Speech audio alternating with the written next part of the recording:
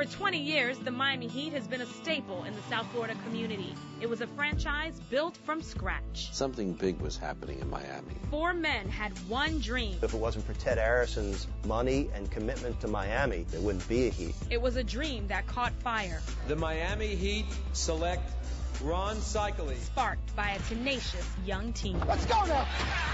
Relive a spectacular opening night. It was sold out. People loved it. It was a place to be seen. Miami's newest franchise was embraced by the city, and even though they struggled out of the gate, the fans never left their side. It was the true honeymoon period. Step into a time machine and get an exclusive look into Miami Heat's inaugural season.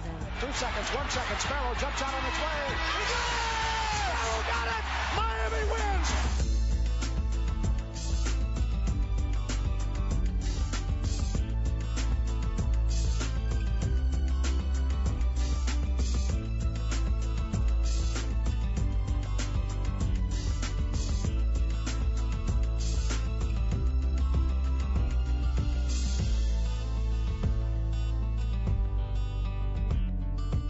Hi, everyone, and welcome to a very special edition of Inside the Heat. I'm Eric Reid. This 2007-2008 season marks the 20th anniversary of the Miami Heat. So this is our opportunity to honor and reflect on 2 decades of Heat basketball and tell the story of how a professional basketball team helped rejuvenate a city. Where do we begin? How about before it all came true? Long before there was Shaq and Wade, there was a dream of what downtown Miami could be and how the NBA could help make that happen. There were men with vision and passion who made sure it did.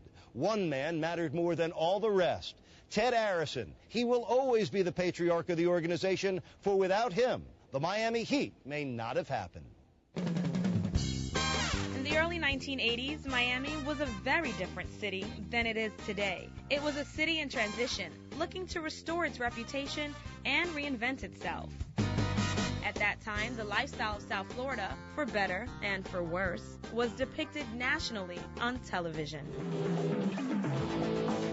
A hot place to be for a tourist, but if you lived here and were a sports fan, your local options were limited.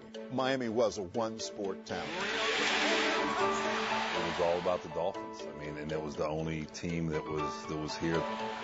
It was really a sports drought that we were having. The buzz had started several times about bringing an NBA franchise. The Miami Sports and Exhibition Authority started a committee of people to help us get an NBA franchise, and I was chairman of the committee, and we went up to New York, and we petitioned the league for a team, and they told us to come back when we found some rich guy who could afford to buy it. So we found Ted Arison.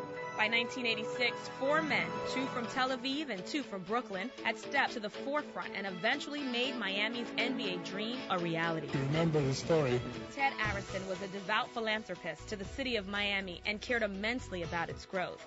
The founder of Carnival Cruise Lines was recruited by fellow Tel Aviv native Zev Buffman to be a part of the ownership group. If you want to talk about a person who was a visionary, it was Ted. He was sold on what professional basketball could do to help embellish Miami as a first-class city. And, he took that chance and did it. A good friend of Ted Arison, Zev Buffman, was responsible for bringing the ownership group together. Zev was a vibrant and extroverted man who produced award-winning Broadway shows. The rewards of being involved in a sports team are so enormous. They're bigger than any Broadway show, than any 5 Broadway shows I've ever experienced in my whole life. The first showman was Zev Buffman, who was behind this movement to bring NBA basketball to South Florida. It was Billy Cunningham that brought basketball credibility to this ownership foursome. Elected to the Hall of Fame in 1986, 10 years later, he was named one of the 50 greatest players in NBA history. I wouldn't be sitting here with Zev Buffman if I hadn't made a commitment, and I know Zev has, is to do whatever in our power to get that NBA franchise here. The fourth piece of the ownership group was Louis Chaffel, a lifelong friend of Billy Cunningham. He had previous experience in running an NBA franchise. As we all know, Louis was a very tough negotiator. He was a very brilliant businessman. Things just don't happen because of one man or one entity. It's a groundswell of interest that comes about, and everybody wants it.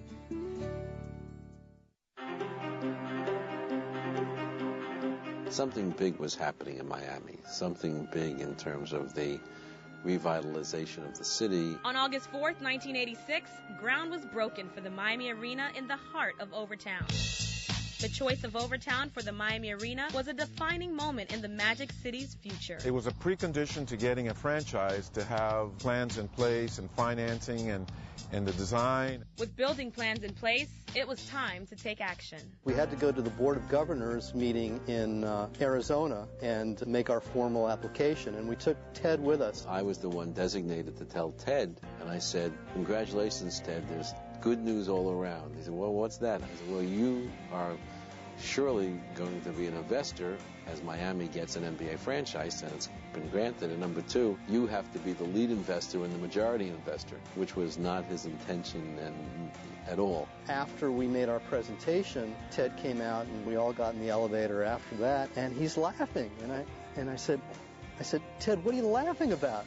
And he said, "I don't even like basketball." I'm not sure he wanted to own a basketball franchise. He was not really a sports fan and not really that interested, but he did it more for community interest than anything else. If it wasn't for Ted Arrison's money and commitment to Miami, you wouldn't be there. There wouldn't be a Heat. The first two teams will be Charlotte, North Carolina, and Miami, Florida. I will never forget Billy Cunningham and Lucia Fell running out of this hotel going, "We have the team." The Heat come here, and all of a sudden, we became Major League. With the guarantee of an NBA team, the building of the arena downtown would come to fruition. It's real now. They're building something, and it's the old "if they build it, they will come" kind of thing. You finally felt, okay, there's an arena. You have the redevelopment of the city and having the Heat come down there. I mean, and being the city, it makes it really special. Welcome back to Inside the Heat, a special look back at 20 years of Miami Heat basketball. Once the franchise was awarded in 1987, the NBA mandated that there be a minimum of 10,000 season ticket holders. Pauline Winnick, one of the first vice presidents of the new franchise, played a major role in that task and in the startup of Miami's new NBA organization. The hallmark of the first 2 years of getting that ball in the air, that we were a group of people, none of whom had any experience in starting a franchise. Jeff Craney was among the first of the young and ambitious original employees hired to build a new NBA franchise. The Heat office was one person with one desk. And you kind of walk into this one little room office, one little desk, and this lady sitting behind there. I said, "Hi, I'm Jeff. I could use an internship to graduate." She said, "You're hired." There were maybe 8, 10 of us at the time. We had a lot of people that had never done whatever job they were in before, so everybody was, really learning on the fly. Everybody did multiple tasking, and that was the nature of the job. In December of 1987, a check from the Latin Builders Association for 200 season tickets put the franchise over the 10,000 mark. Wow, we're going to be able to get to see Larry Bird and Magic Johnson, and all these great NBA greats are going to be coming into our backyard. With an arena finally built and fans on board, a contest was then held for a team name and logo. Manatees, tropicals, tornadoes, a heat wave. Just some of the names that stick out, but Heat came through as the name that we all more identified with because of the area geographically. So the name had already been chosen. The logo was still up for grabs. I can remember being, as an intern, there being a ton of entries about the logo. Basketball with sunglasses, seemed to be the biggest thing. But I remember walking into Ted's office with some 2 managing partners, and Ted looked at the assortment of logos, and he said, "That's the one." And he picked the logo that is the current logo. As the franchise gained momentum, it was time to begin building a basketball team. To lead that process, the Heat hired Stu Inman, an 18-year veteran in the NBA, to be its first director of player personnel. We would like to get a couple of men who were veterans, who were exceptional people. They also brought in Ron Rothstein as the franchise's first head coach. Okay. Rothstein was a longtime assistant coach under Chuck Daly in Detroit and was given much of the credit for the team's stifling defense. The only thing I can say is I'm thrilled. I'm excited. I'm glad to be here. And I can't wait to get to work. June 23rd, 1988, the NBA expansion draft. This is where the Heat and the Charlotte Hornets would get their first players, selecting from other NBA rosters. It was a process that delivered veterans Billy Thompson, Scott Hastings, John Sunvold, and Pearl Washington to the Heat's first roster. We like the position we're in right now. Just 5 days later, the Heat participated in their first ever NBA college draft held in New York City. Back in Miami, fans had reason to celebrate at the Heat's very first draft party. The draft party in downtown Miami was spectacular. That we had at least 4,000, 5,000 people. I remember the fire marshals going crazy. Balloons, streamers, everything. I mean, we thought, boy, what's going to happen when we actually win something? I mean, it was just very exciting. The Miami Heat select Ron Seikaly from Syracuse University.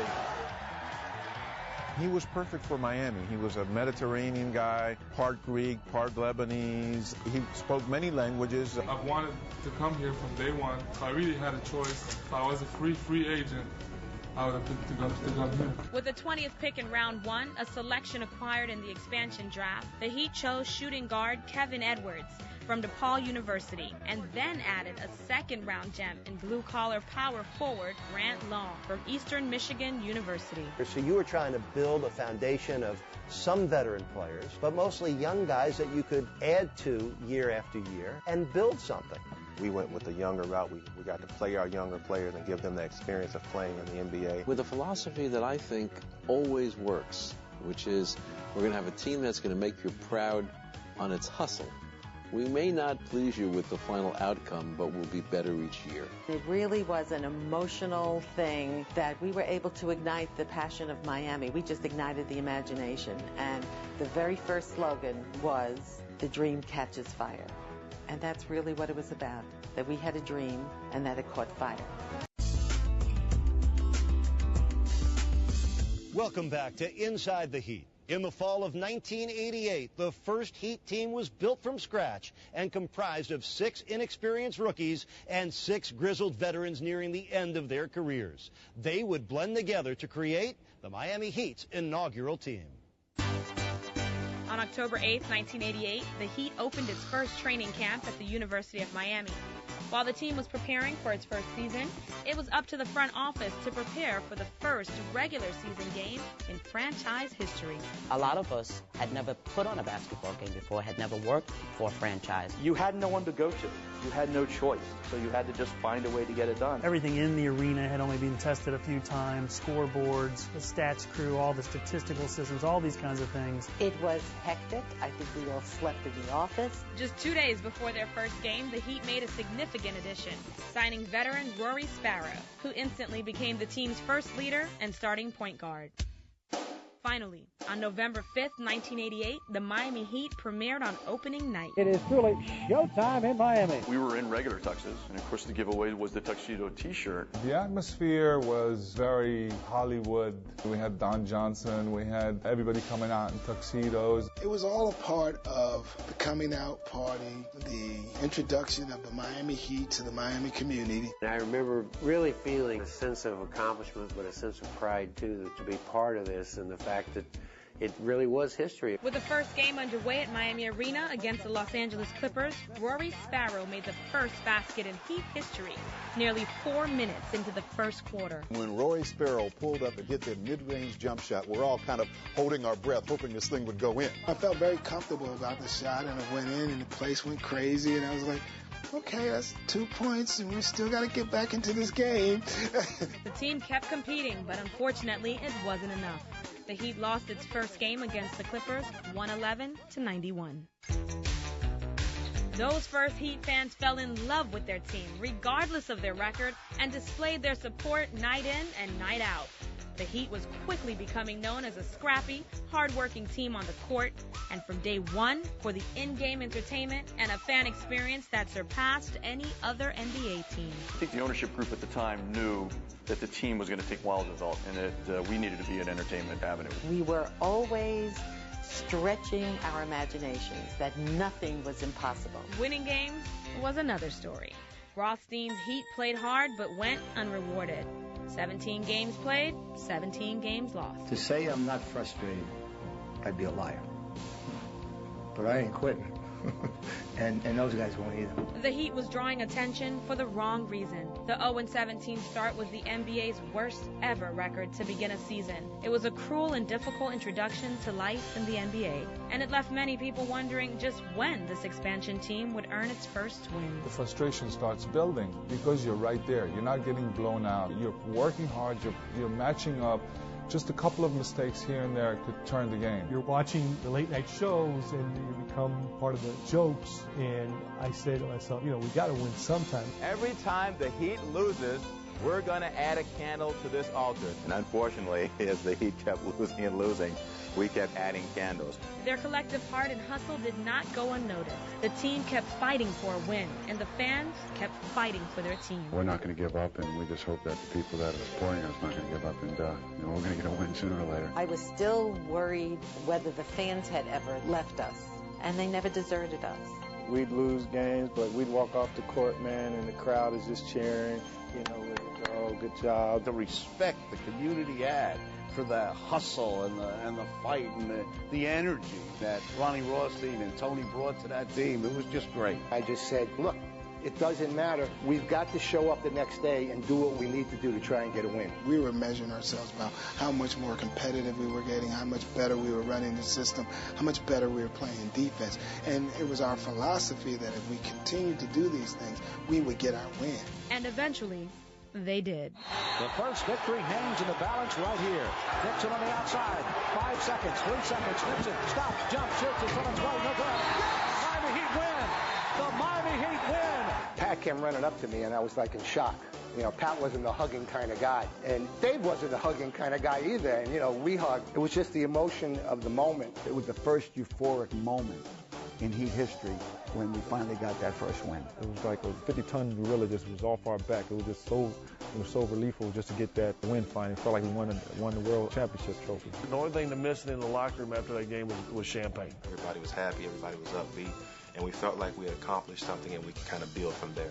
It gave everybody the confidence knowing that we could win and we could go out, and hopefully it wouldn't be another 17 before we had another win.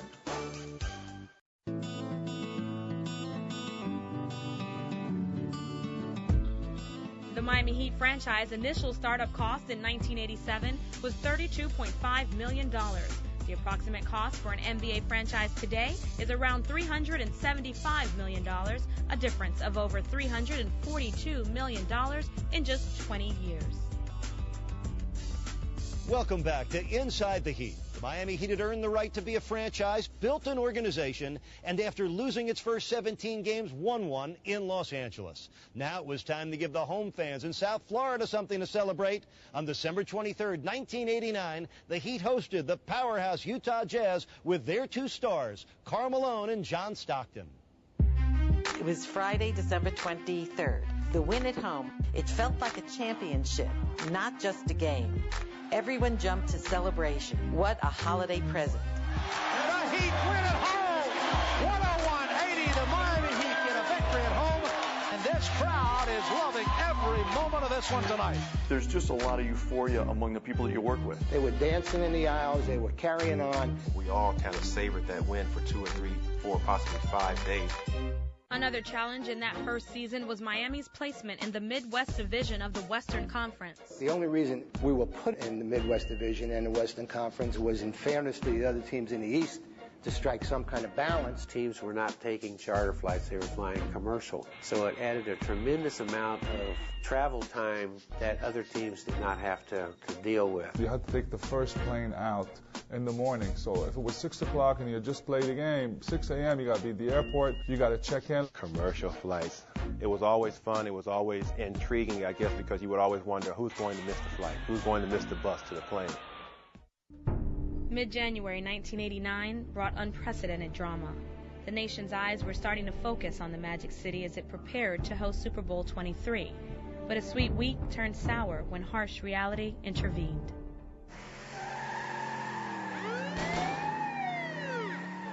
On January 16th, Colombian-born Miami police officer William Lozano shot a young black man, Clement Lloyd, riding on a motorcycle, eluding police, killing him and the passenger, Alan Blanchard. It was a very surreal day. You were aware of all the things that were going on, the unrest going on that was in the town.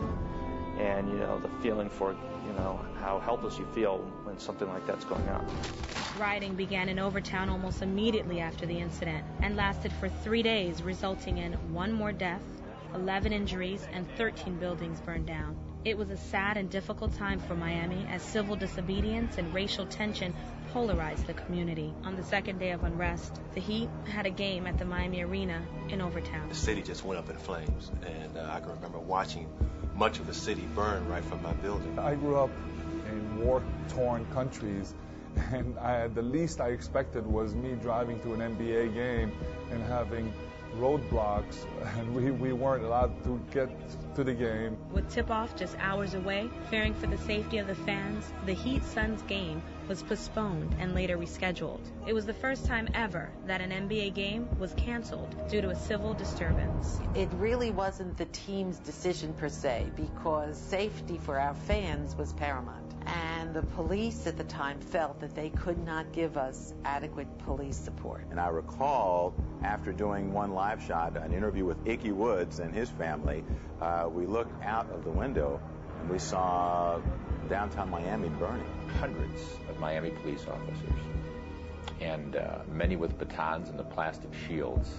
It was a very frightening experience. And I think it opened up a lot of guys to wow, society still goes on, and there's more to life than just this basketball game. The 3-day disturbance that nearly broke up a city began to subside, but for the next home game, there was one daunting question. Would the fans return downtown to the arena? On January 19th, 3 days after the riots, that question was answered thanks to the appearance of one extraordinary basketball icon. Everybody in attendance tonight, whether you're a Heat fan or just an NBA fan, wants to see the master, Michael Jordan. Michael Jordan ended the Miami riot. It was a full house, and everyone wanted to see him in his only Miami appearance. Sports brought people back into the city, and, it ended what could have been a long-term problem. It brought that great melting pot of a city back together, and the common cause was the Miami Heat and NBA basketball. On February 17th, with a record of 5-42, the Heat were matched up against the other expansion team. The Hornets had defeated the Heat in Charlotte in late November, and it was a battle of new teams with differing philosophies on how to build a franchise. They were the team that did it the other way. They went with the veteran guys, we went with the young guys. So we were always out to prove that our way was the right way. There was a little bit of hype going into this thing. With them being the Hornets, the fly swatter was a nice added feature. We've got our Hornet swatters tonight. We're going to give them heck tonight. It was a 2-point game, like on the whole fourth quarter, maybe the whole second half. 2 seconds, 1 second. Sparrow jumps out on its way.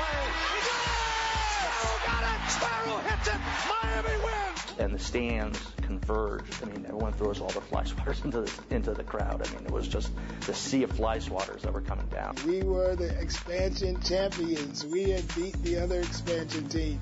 The Heat would go on to pick up 2 more big wins in the inaugural season, the first against their arch-rival, the New York Knicks. And Miami upsets New York on the home floor. The other win came in Houston in the season finale against the playoff-bound Houston Rockets. Edwards took it all the way down the lane to score. Miami takes the lead. As the season came to an end, South Florida was no longer a one-sport town. A new organization had been built from scratch in just 2 years, and in Miami, the Heat was on. It was a charming time. It was the true honeymoon period. It was the only time in our history where winning was secondary. Win or lose, fans were coming here. It was sold out. People loved it. It was a place to be seen. They took us as if we were like their children growing up. So they came and watched their children see if they're going to do better next game.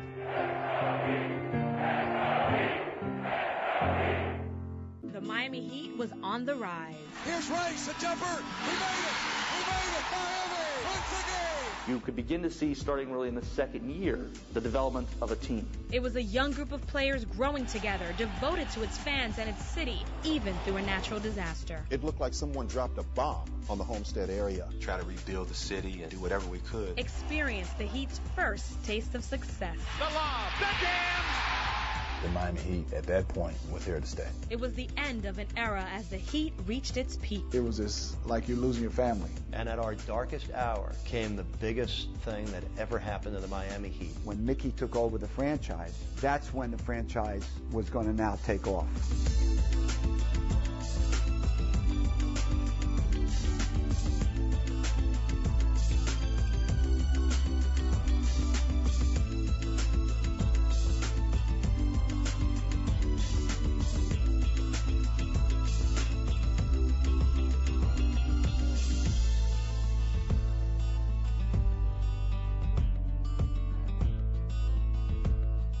Welcome to Inside the Heat and the second edition of the Miami Heat's 20th anniversary show. I'm Eric Reid.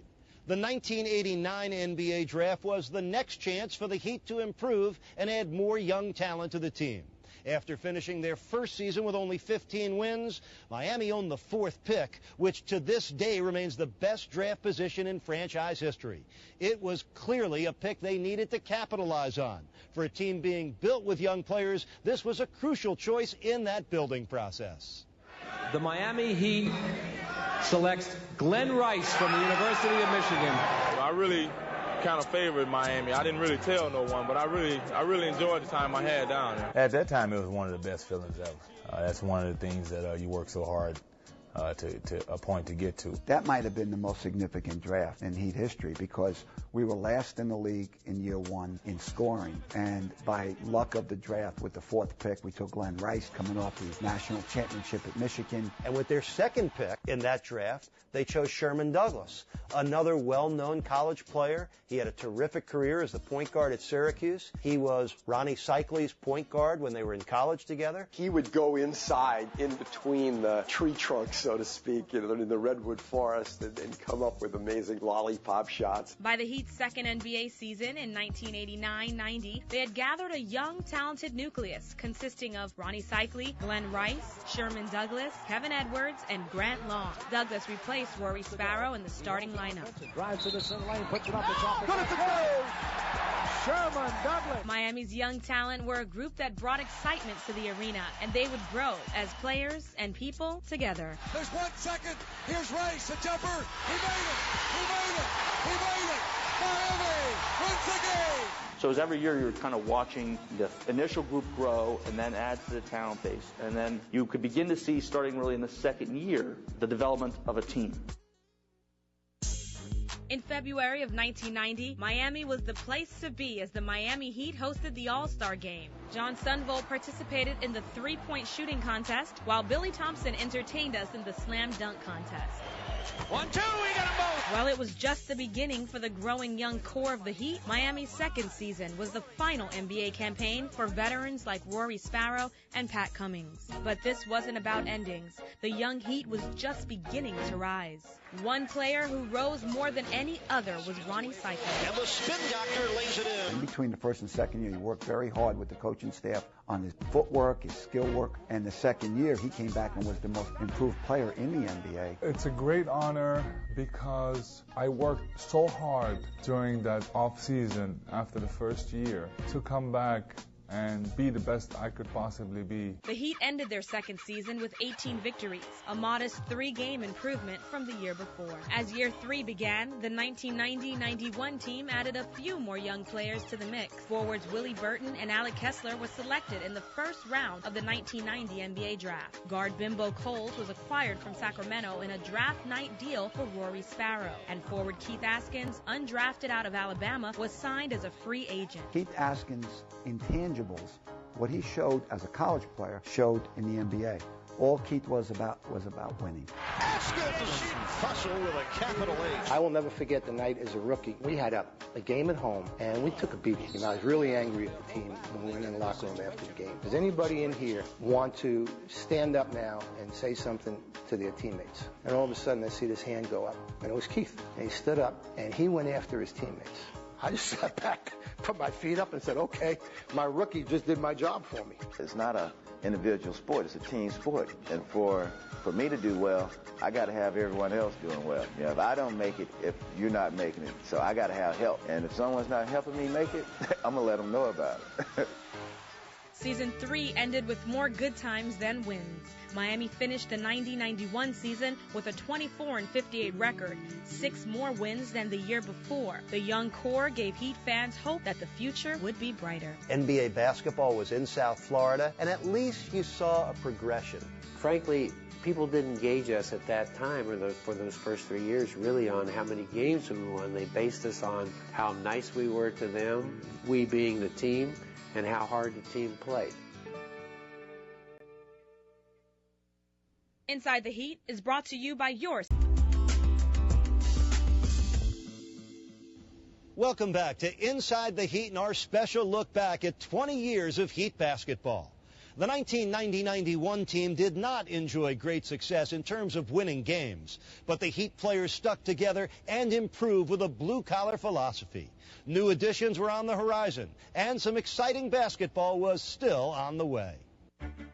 The 1991 season began with the resignation of head coach Ron Rothstein and the hiring of former Atlanta Hawks assistant Kevin Lockery. In the 91 draft, the team selected the multi-talented point guard from Michigan State University, Steve Smith. I have a great feeling going to Miami. I like the players because a lot of them from Michigan. Watching some of the things that he would do out on the court, it was like Magic Johnson type like stuff. At that time brought a great tenacity to the game, which had been something we had been lacking. With the new pieces in place, the 1991-92 team was growing together and establishing themselves in the NBA. Alley-oop for Cycli, and he dunks. They showed signs of improvement, but they still showed that they were a young team. On December 17, 1991, the Heat faced the Cleveland Cavaliers and lost by 68 points, still the widest margin of defeat in NBA history. The Cavaliers destroy the Miami Heat 148-80. It's the only game that I've really needed a calculator for, just to compute the difference between where the Cavs were and where the Heat. We were so far behind. We couldn't do anything right, and it really showed that we were a young team. We were frustrated, and all our mistakes just started compounding. The very next day, the team bounced back from the embarrassing loss with an impressive win against the Indiana Pacers in overtime. That's when you could tell there was something special about this fourth-year Heat team. They were resilient. We did not want to get embarrassed the way we did that night in Cleveland. Guarded by Miller, shoots the three. Good! During the second half of the season, the Heat continued to improve and soon had the first major trade in team history. In mid-January, the Heat traded Sherman Douglas to the Boston Celtics for Brian Shaw. He was a veteran leadership that at that time we needed. It was a brilliant move. That backcourt was an outstanding backcourt because both Brian and Steve Smith can play both the point guard and the two-guard position. Brian was bringing up the ball. I just ran to the shooting guard spot, and vice versa. We just played off each other. Glenn Rice also emerged that season as the team's top scoring threat, averaging 22 points and 155 three-point field goals. Here's a three by Rice. Yes! Left side pass for Rice. Here's another three. He hits again! The Heat ended the season with a record of 38-44, yet still had a chance to make the playoffs depending on the outcome of one game. It came down to a Cleveland-Atlanta game, which would decide whether or not we made the playoffs or not. Kevin Lockery was doing a TV show on Channel 33 called Sports Wrap. It happened that his show was on as that game was being decided. Woo! With Cleveland beating Atlanta, the Heat entered the playoffs for the first time in franchise history as an 8th seed against the Chicago Bulls. We've never been to the playoffs, and we don't know what to expect or even how to react. We just know it's a great feeling to be going for the first time.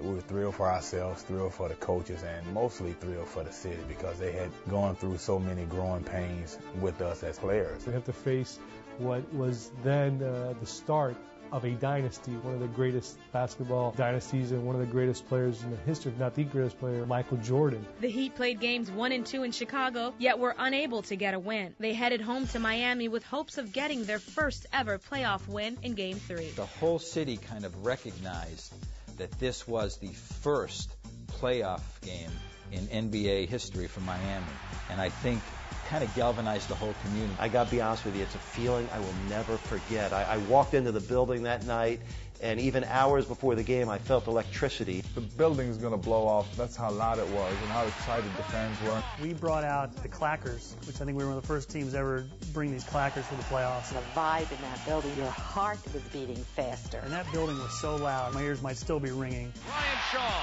the lob, the jam! The Heat was on fire and surprised the Bulls by holding them to a 33-19 lead in the first quarter and holding Michael Jordan to only 2 points. We got out to a great start. I mean, everything we threw up seemed to go in, and everybody was excited. That was probably the scariest moment of my career because I'm thinking, oh my God, we are just destroying them. I mean, what is going on? The adrenaline was pumping so much. But Michael Jordan came back with a vengeance, finishing with 56 points, sweeping Miami out of the playoffs. It seemed like a light just woke up in Michael's eyes, and from that on, he scored 53 points in 3 quarters. Kevin Lockery, who had coached Michael Jordan in his rookie year, had talked to Michael Jordan's father and said, if you hold him to 50, you'll win. We held him to 56 and we lost by 5. Once we got into the playoffs and had an understanding of what that was like, we wanted more of that. When we got eliminated, we realized that we belonged. Chicago, even though, you know, they beat us the way they did, they felt us. And we knew that the Miami Heat at that point was here to stay. We'll be back. We'll be back. Inside the Heat is brought to you by... Prior to Miami's 5th NBA season, South Florida suddenly had more serious concerns. A Category 5 hurricane named Andrew was churning a path straight for Miami. We expect that the storm is going to be in our neighborhood here. We woke up on the morning of August 24th, and one whole section of South Dade no longer existed. It looked like someone dropped a bomb on the Homestead area. I came from Kendall. I remember going out to where my in-laws were, where I had other family members, and huge gaping holes in roofs that you thought, oh my goodness. When I lived on Key Biscayne, seeing the boats all on the road and seeing cars pretty much turned over. Breaking glass, the roar of the wind, the absolute vertical flight of the rain coming into the house. It was a very surrealistic experience. And I think there was a genuine sense that we need to do something. The Miami Heat responded immediately after Hurricane Andrew, reaching out to those South Dade neighborhoods. Not only did the Heat help in the community, Michael Jordan stepped up and we had a game raising money for it. We did the We Will Rebuild game with the Chicago Bulls, and that game was established because of Billy Cunningham's relationship with the Bulls, but most importantly with Michael Jordan and Michael's endorsement of us playing that game. Hopefully we don't have another natural disaster like this, but I think this is a great process to start rebuilding for the city of Miami. It was a great night because basketball transcended more than just a game. It was a rallying point for the community. It raised money. I think it raised national awareness that there were areas down here that needed help. We tried to do everything we could as a team. We got out into the community and try to rebuild the city and do whatever we could. We are not a franchise just to come here and play ball and make money and everybody go their separate ways. We are entrenched in this community in more ways than people can imagine. We are part of this community. This is our community. We live in it, and we're not going to let things like this separate us from that community. We're going to be more involved. The 92-93 season brought some new faces to the Heat. Veteran forward John Sally was acquired in a draft day trade, and with the 12th pick, the Heat selected Harold Miner from USC.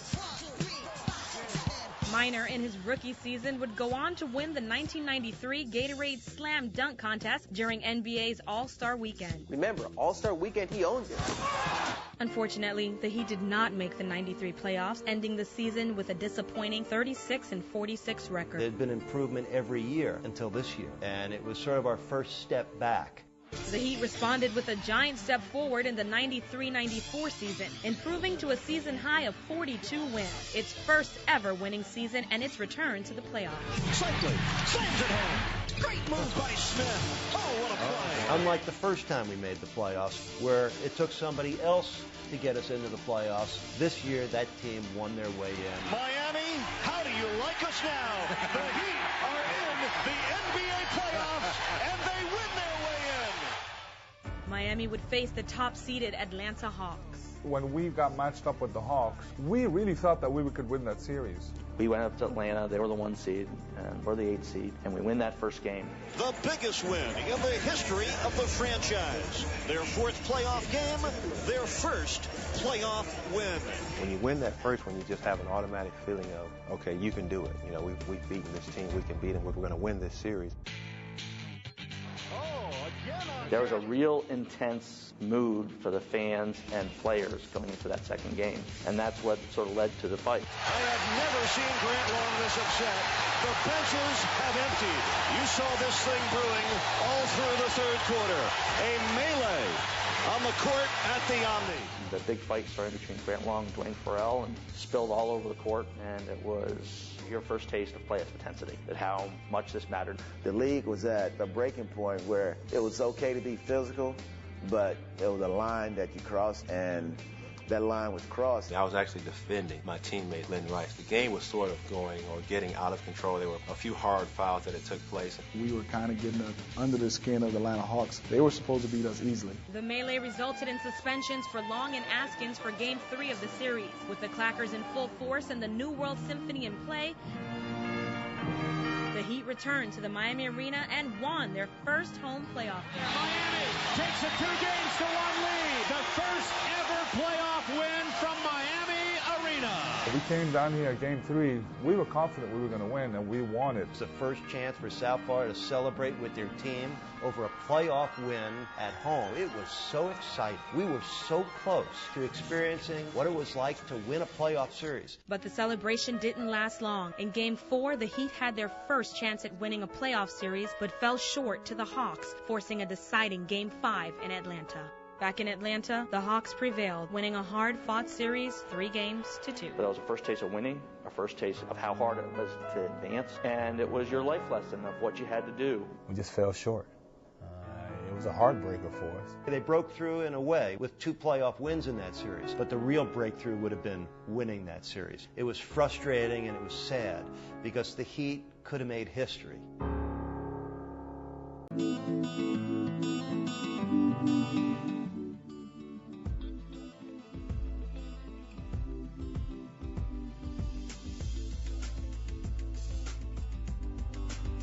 Welcome back to Inside the Heat. South Florida's NBA fans had grown in number and grown close to a core group of players they watched enter the league as rookies and then blossom into good players on a playoff team. But the era of innocence was about to end in Miami as the business of pro basketball brought big changes. Coming off a season-ending playoffs loss to the Atlanta Hawks, the Miami Heat was ready to kick off a fresh new year. However, the Heat's 94-95 season began with a pair of shocking moves. I think Louis Chaffel and Billy Cunningham felt at the time that with that particular team, the Heat they went as far as they could go. On November 2nd, 1994, just 2 days before the season began, in a move that surprised many, the Heat traded center Ronnie Cycli to the Golden State Warriors. Was something that I did not expect. You know, we've built that team, and that team has become so good. The honeymoon was over. It was sort of a hard thing to accept. I mean, Cycli was our first pick in our history, and we'd watch him go through his growing pains, and we'd all been a part of that. And all of a sudden, just like that, he was gone. When you had franchise-building players like Ronnie get traded, it was like a personal thing. You know, it was like, wait, you didn't ask me. You know, I don't want Ronnie Cycli to go. He's a good guy. So I remember thinking, wow, you know, now it's serious. Just 5 days after the Cycli trade, the Heat made another surprising move, trading Grant Long and Steve Smith to the Atlanta Hawks. The deal was made while the team was on the road, en route from Phoenix to Golden State. Once we get on the plane, Kevin Lockery comes back and says, Grant Long and Steve Smith, can I see you?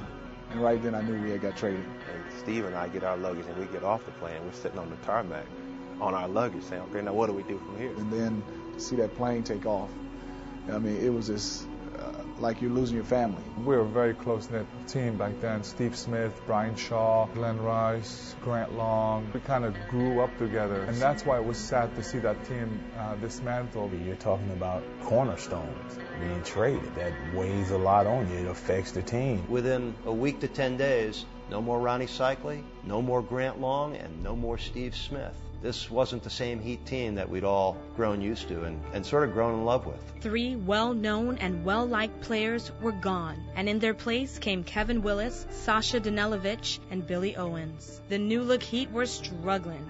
By the end of January, they were 14 games under 500 and lacked an identity. We were losing with a lot of guys we barely knew, and it was sort of a dark, lost time for the Miami Heat. There were more changes to come. The 2 men who had run the Heat since the franchise began were in the process of selling their interest in the team, throwing the Heat into a chasm of uncertainty. The Heat was now a rudderless ship, and at our darkest hour came the biggest thing that ever happened to the Miami Heat.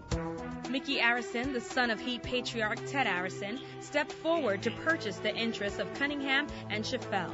It solidified the Arison family's control of the franchise, and Mickey became the team's managing general partner.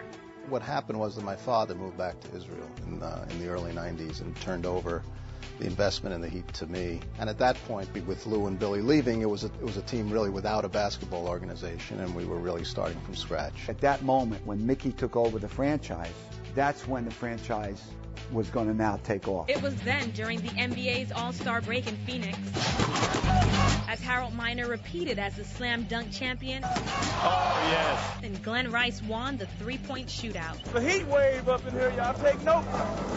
By winning these contests, it brought the kind of attention that we weren't used to. I think it was just a hint that our luck was about to change. We really like to set a new tone, a new direction for the team. I met with a lot of potential GM candidates at the All-Star break in Phoenix. He hires Dave Wohl as the general manager. Dave Wohl lets Kevin Lockery go, puts Alvin Gentry as the interim head coach. Gentry finished coaching the remainder of the season, and Glenn Rice continued to be a steadfast for the team, scoring 56 points against the Orlando Magic and setting the franchise highest individual point total in a single game, a record that has stood for over a dozen years. Here is Rice for three. Everything changed, and even then you knew there was more to come. Mickey was taking control, he was stepping up, and from the moment he did, things got better. From the very moment Mickey Arison became managing general partner, he was totally committed to making the Miami Heat a championship contending franchise. His eventual hiring of Pat Riley to run that franchise was the start of great things and big games that were just ahead for the Miami Heat. Thanks for watching this edition of Inside the Heat. I'm Eric Reid.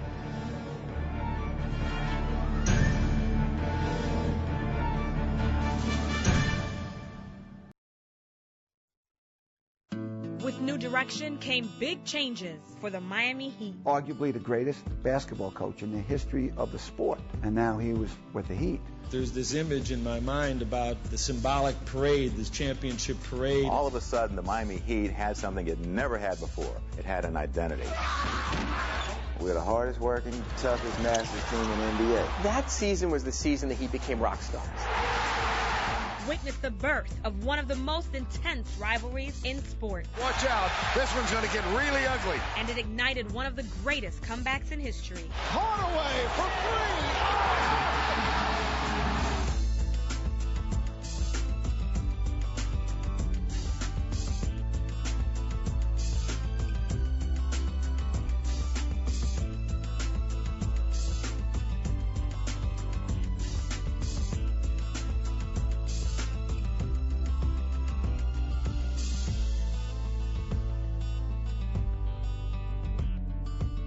Hello again, everyone, and welcome to another special edition of Inside the Heat.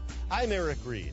In their first 7 years as an NBA franchise, the Miami Heat enjoyed one winning season and twice made it to the playoffs, where both times they were eliminated in the first round.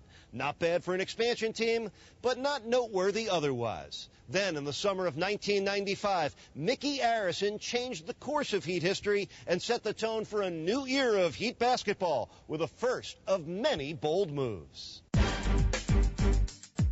All of a sudden, word starts to emanate from New York City that the Heat and Pat Riley had begun talking. Mickey wanted to win an NBA championship. And so what did he do in the offseason? Well, he went out and got the best guy he could possibly get, Pat Riley. Mickey basically said, I don't care what it costs, what it takes. I'm going to make sure that my team has everything that it needs to become a contender. That I wanted to get the best head coach possible. Pat was the best head coach available, maybe the best head coach in the league. It's my distinct pleasure and honor to introduce you to the new president and head coach of the Miami Heat, Pat Riley. Pat. He took the job. We now sit on board one of the Carnival ships. I believe that we could go down and change the culture and we could turn it quick. I think the fortunes of the team dramatically changed when Pat came aboard. It was clear that the Heat were determined to make a statement about who they were and the importance, really, of the Miami market. Here we are sitting here, and arguably the greatest basketball coach in the history of the sport, and now he was with the Heat. There's this image in my mind about the symbolic parade, this championship parade, and that's the only reason that I coach. Everything we did from that day forward was based upon what is going to lead to that parade down Biscayne Boulevard. Because that's really what sports does. It gives you hope that this is the person who takes you to the promised land. Pat Pat Riley did not waste any time. 17 days into his tenure, he hired his former Laker assistant, Randy Fund, as the Heat's executive vice president. I knew if Pat was going to be in Miami, it was going to be first class, and we were going to build a winner. Mickey is the one that said, hey, change it. Let's make this a first-class franchise. Wiley has always believed that the way you win in the NBA is to get a dominant big man. And so he looked around, and the first guy he went after was Alonzo Mourning. I remember getting a call in the middle of the night from Pat saying Alonzo Mourning's available to trade. It's going to be very expensive. But if we pull the trigger, it's going to make a huge difference in the future of this franchise. Just 2 days before the start of the season, Pat Riley sent Glenn Rice to Charlotte for Alonzo Mourning in a 6-player blockbuster trade. Look at him try! He was the closer. You could see why they wanted him to sort of be the Wall Street character in the movies. He got deals done. I think I'm fortunate to be in this situation right now. I will be playing under one of the greatest coaches that ever coached the game. It was very exciting knowing someone the caliber of Alonzo and what he would bring to the franchise. The shot! All of a sudden, the Miami Heat had something it never had before. It had an identity.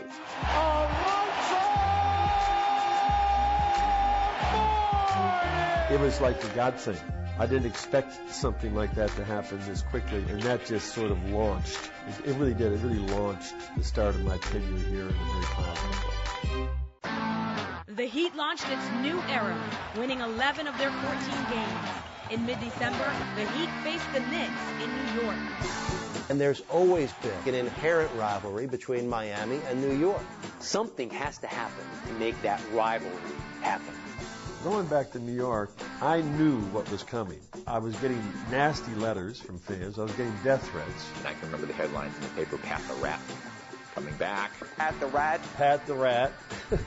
It was really comical.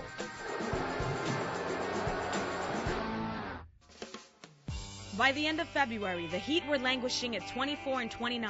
Once again, Pat Riley dramatically changed his team.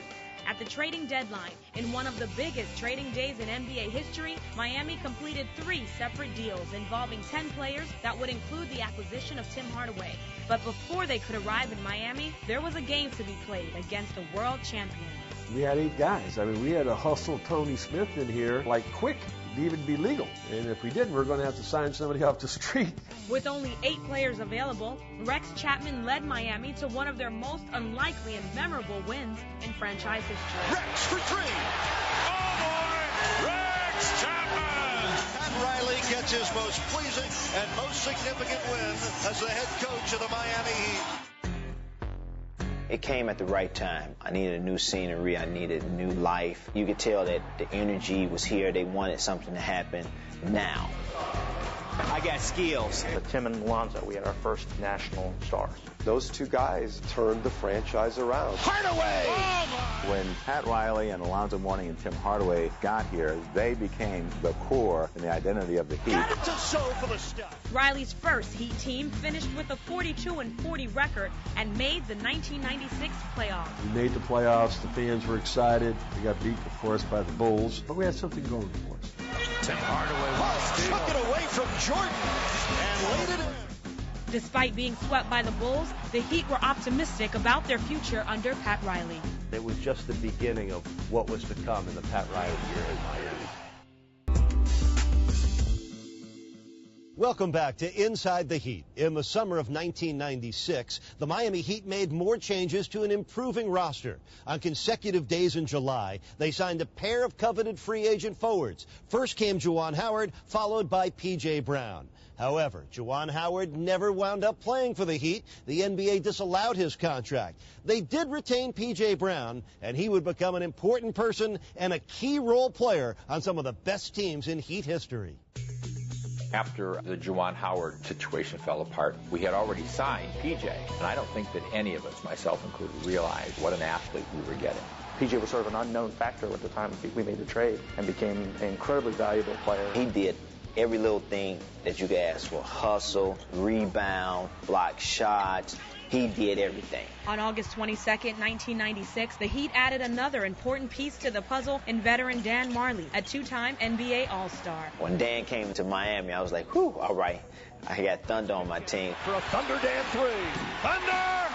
Dan Marley added a lot to this franchise as a defender, a great three-point shooter, and an outstanding passer. That first year I got there, I was surrounded by a great team. You know, Keith Askins and Tim Hardaway and Alonzo Mourning. One of the best experiences I've had as a player. Together, Dan and PJ were a perfect fit to Miami's core group, and they would embody Pat Riley's philosophy and mindset. They are the ones that planted the seed that established the foundation. Rizzo, and Keith and Tim Hardaway. A real foundation and a work ethic that I think made sense, mattered, counted, and was respected around the league.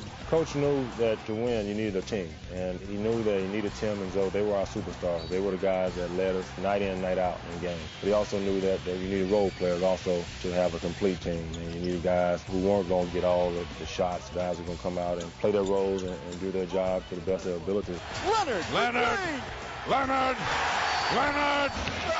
The 96-97 Heat had the look and feel of an NBA contender, winning 14 of their first 18 games, 9 of them on the road.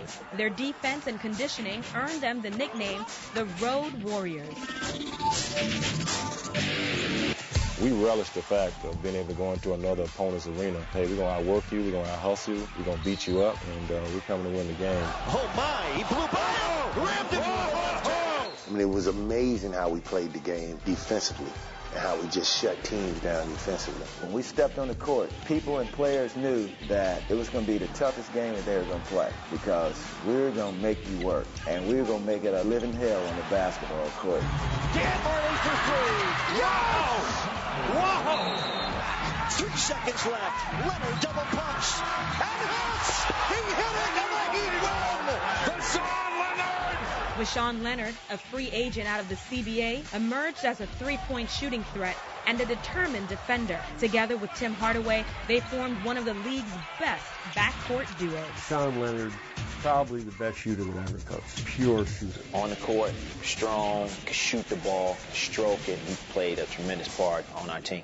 Let's get ready to rumble! There it is. Can you feel the heat down in your soul? Miami was feeling the heat, and Pat Riley was feeling the need to add one final piece, acquiring the high-scoring athletic swingman Jamal Mashburn from Dallas on February 14, 1997. He was considered the X factor. He could handle the ball like a point guard. He could shoot the ball from the three-point line like a three-man. He just made our team that much better.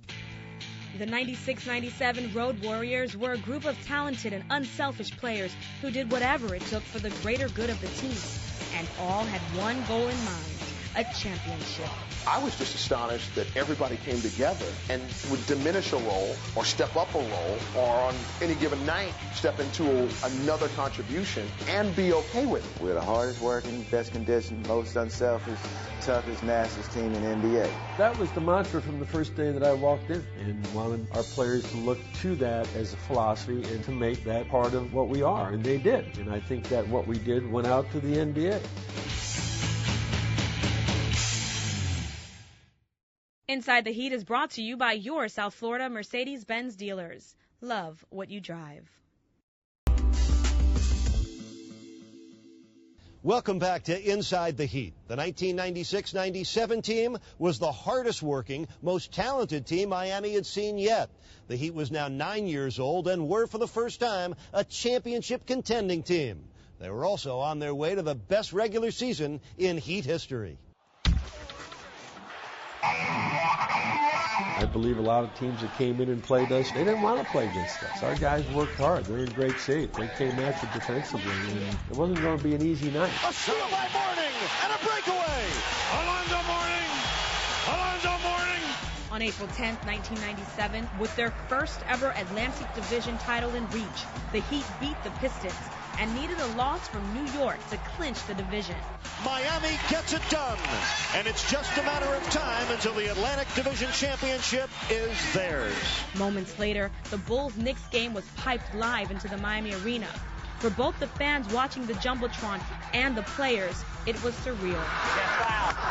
A huge contingent of people, including the Harrison family, were all standing in the hallway at the Miami Arena, looking up on the TV screens to see if we were going to win the division title. And it is over. The Knicks have lost. The Heat are champions of the Atlantic Division.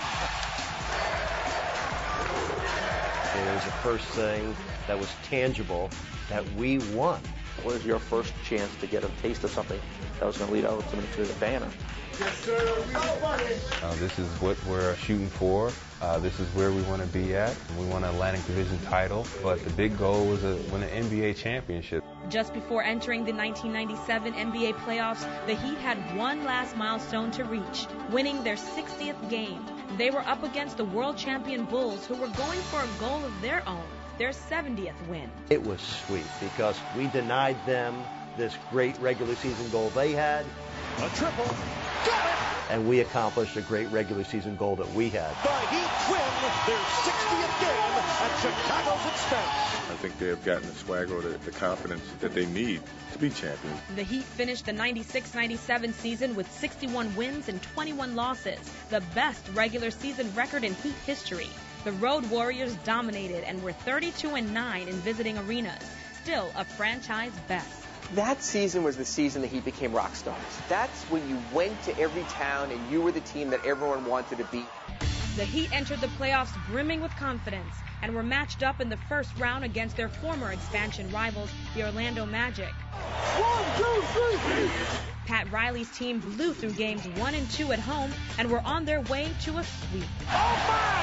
What a block by Morning! We came to that game and we just jumped all over the Magic, and I don't think they knew what hit them. This is team basketball at its best. And then it seemed like the momentum seemed to carry over in the second game, and it was much the same. Form holds here again in Miami as the Heat go up 2-0 on the Orlando Magic. As the series shifted to Orlando for games 3 and 4, Miami got out to a good start, but before you could spell sweep, the series changed dramatically. We was up by 20 again, on the way to another blowout, and then all of a sudden, Ronnie Cycli sprains his ankle. This might well be the very last we see of Ronnie Cycli. It was like a switch flipped. I mean, it was the complete opposite. We go to Orlando and we lose 2 games in a row. Penny! Oh my goodness! He is putting on a spectacular show. Penny went off for 40 both games. Incredible game. He just totally took the game over. A pull-up 3. The man is on fire, folks. And the 2 players that changed the whole series was Darrell Armstrong's full court pressure and Penny Hardaway's greatness. And there's no doubt that by the time we left Orlando after those 2 trashings that we took down there, that we had a tiger by the tail now. With the series now tied at 2, the Heat headed back to Miami for Game 5, and the pressure was on. The whole season came down to this one deciding game. The tension was like 20 times as high as it ever been. Miami built a 17-point lead, but the Magic battled back, closing to within 3 points in the final seconds. Hardaway for 3, and it's a 3-point game. The legend of Tim Hardaway, it began to grow in Miami with that game. When the Heat needed to score most late in the game, Tim Hardaway made the biggest shot of that night. Hardaway for 3. Orlando played very, very well, but we made enough shots, and then I made that last shot to put us up to win a ball game. It didn't come easy, but the Miami Heat, for the first time in franchise history, has won a playoff series. That series, it was a tough one, but it was a wake-up call that we really had to finish games out. We saw both ends of the spectrum in a positive way. That lesson that still teaches playoff teams today, that it's never over until it's over.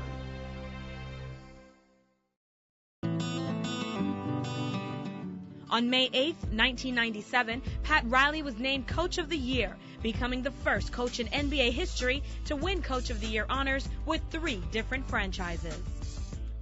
Welcome back to Inside the Heat. As the 1997 NBA playoffs move forward, for the first time, so did Miami. Having survived and advanced past Orlando, an even more compelling drama was about to begin. In the Eastern Conference semifinals, Miami would face the New York Knicks. A rivalry that had been simmering for years was about to boil over.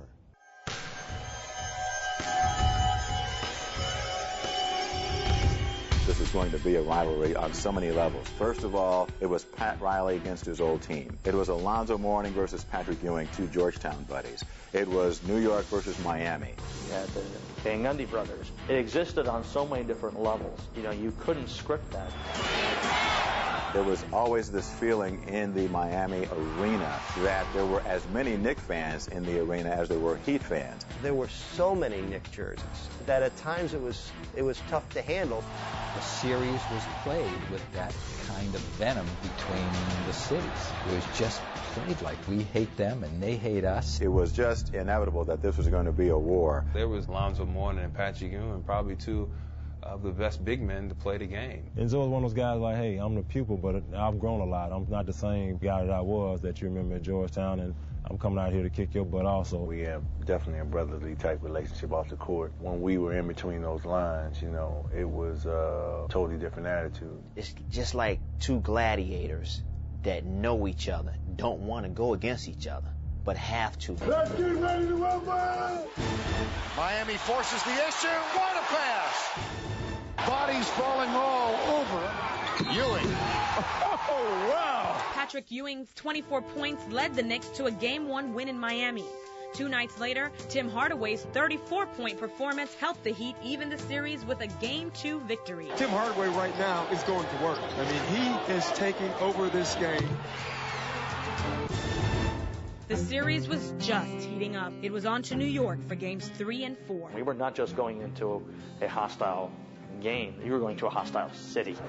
Walking into that building, the hatred that was being cast down upon us was like, nothing I've felt in any arena ever. In a defensive struggle, the Heat lost Game 3, and one night later, New York took control.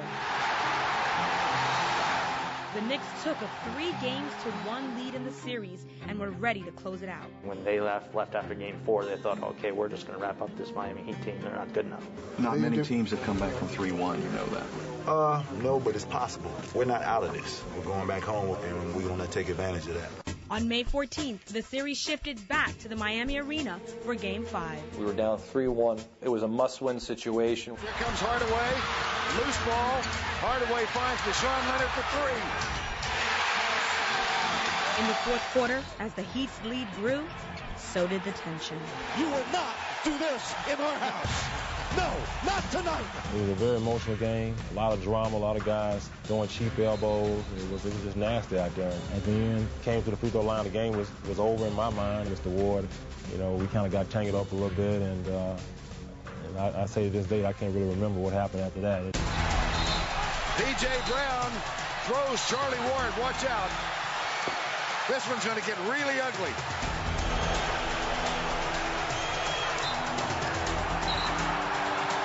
P.J. Brown is the most mild-mannered, polite Mr. NBA citizenship, and to see him levitate Charlie Ward, and then the next thing you know, all heck is breaking loose. People were banging their feet and pounding chairs, and it was just crazy. The Game 5 brawl resulted in suspensions for Patrick Ewing, Allen Houston, and Charlie Ward for Game 6, Larry Johnson and John Starks for Game 7. Miami would play the rest of the series without P.J. Brown. I was suspended, so I had to watch the game from my hotel room, which was excruciating. Pat Riley said to his team that night at Madison Square Garden, the visitors' dressing room before Game 6, he said somebody else has got to play with the heart of P.J. Brown tonight. And here's Oakley, rejected by Austin. What a play by Isaac Austin. So, a 3 for Zoe. Oh, he hit it! He hit it! Mourning strikes for 3. Game 7, here we come. And it has come down to this, the 7th and final game of the Eastern Conference semi-final series. It was like the ultimate fighting championship, It was just get us to the last round and they'll tap out. On a Sunday afternoon, in front of a national television audience, NBA fans witnessed one of the greatest performances in Heat history. After Zoe committed his 5th foul, Zoe went out, and it was a timeout, and you could just see the guy's face in the huddle like, man, what we gonna do? And that's when I knew that I needed to take over the game right then and there. He can take over a ball game. Fires again. Tim was Mr. Big. He made the big shots. Hardaway for 3. That's what this game is all about. Players will rise to the occasion. Hardaway for 3. And they will become remembered forever. It is all over. Miami Heat have become the sixth team in the history of the NBA to come back from a 3-1 deficit. In Miami's first ever appearance in the Eastern Conference Finals, the Heat faced the Chicago Bulls. It was just a matter of, hey, they got the best player on the planet on the other team, so it makes it quite difficult. Jordan, perfect. The Chicago Bulls defeat the Miami Heat. They win the series in 5. That was the team that I felt we could develop into a championship contender. There was only one problem. It was that you had Michael Jordan, Eastern Conference, and the Chicago Bulls. And sometimes you can do the best job of anybody, but there's still one team that's so good that's going to be in your way. Unfortunately, the Heat could not get past Michael Jordan and his Chicago Bulls. But this young franchise was making big strides, and it had the most successful season to date. But the best was yet to come. Thanks for watching this edition of Inside the Heat. I'm Eric Reid. The Miami Heat entered a new era. This is a building that people will remember. I love Miami Arena, but it's time really to move on. Witness a fierce rivalry intensified. A fight has broken out between Mourning and Johnson. I remember saying to him, do you know what you just did? And a lockout that would put a season in jeopardy. It's about what is a fair share between owners and players. It's almost like everybody's waiting for the bat phone to ring. Not even the league's best defender could prevent the Heat's most agonizing moment. Houston ducks under. Got it! Just took all the air out of us. That shot changed the direction of this franchise drastically. A new home for the new millennium brings new hope. Alonzo Mourning! But an old foe conquers the dream and the era. Weatherspoon's shot, no good. I knew walking off the court, it was the ending of an era.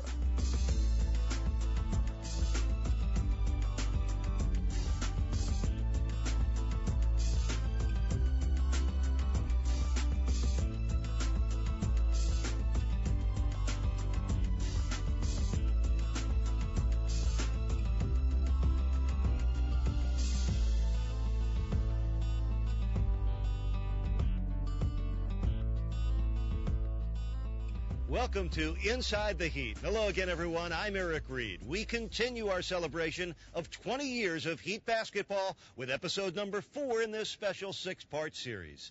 Heading into the summer of 1997, Miami had just finished their most successful season, 61 regular season wins, and their first ever trip to the Eastern Conference Finals. Now the Heat was focused on a different campaign, the quest for a new home.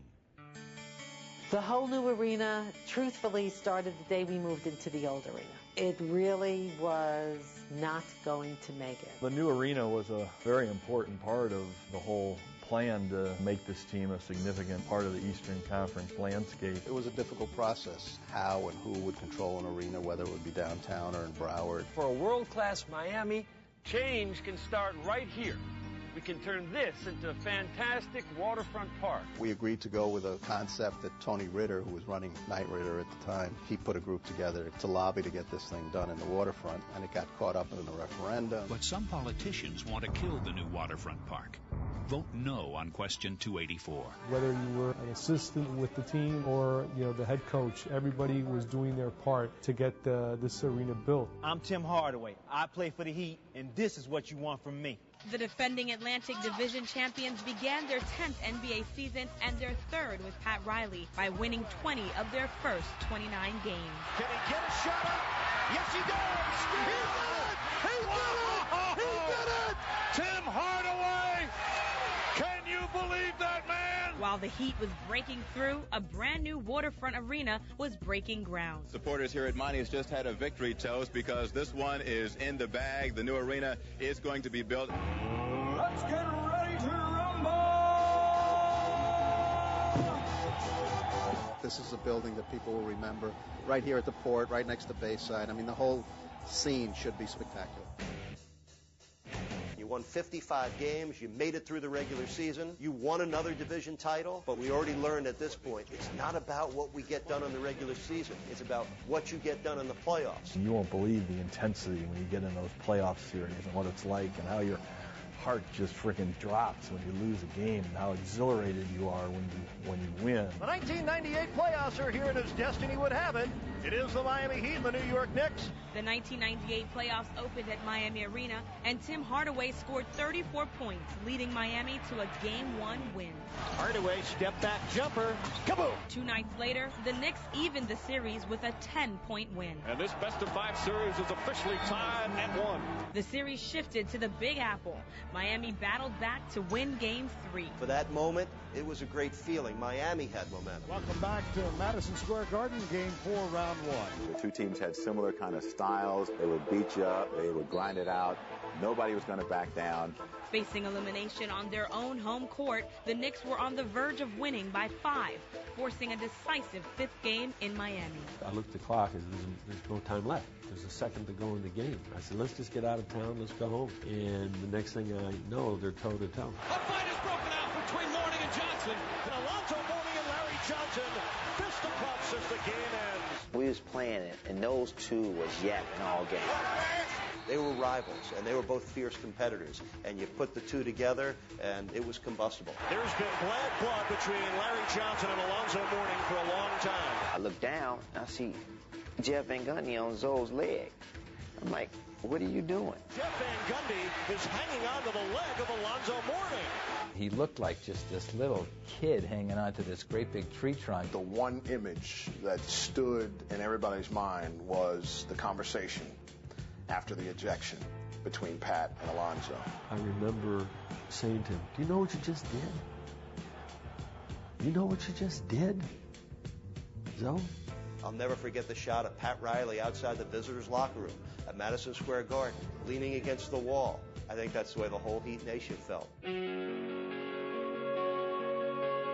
We didn't have Alonzo Mourning, but the Knicks were playing without Patrick Ewing, so I felt like Game 5 was still even. They came out ready to play. They made unbelievable shots after shots after shots. Starks and Oakley and Allen Houston. I mean, they had a great game against us. Beat us by 15. A postseason with great hope and expectation was suddenly done, and there wasn't a thing you could do about it. It was the first taste of really having your hearts really broken.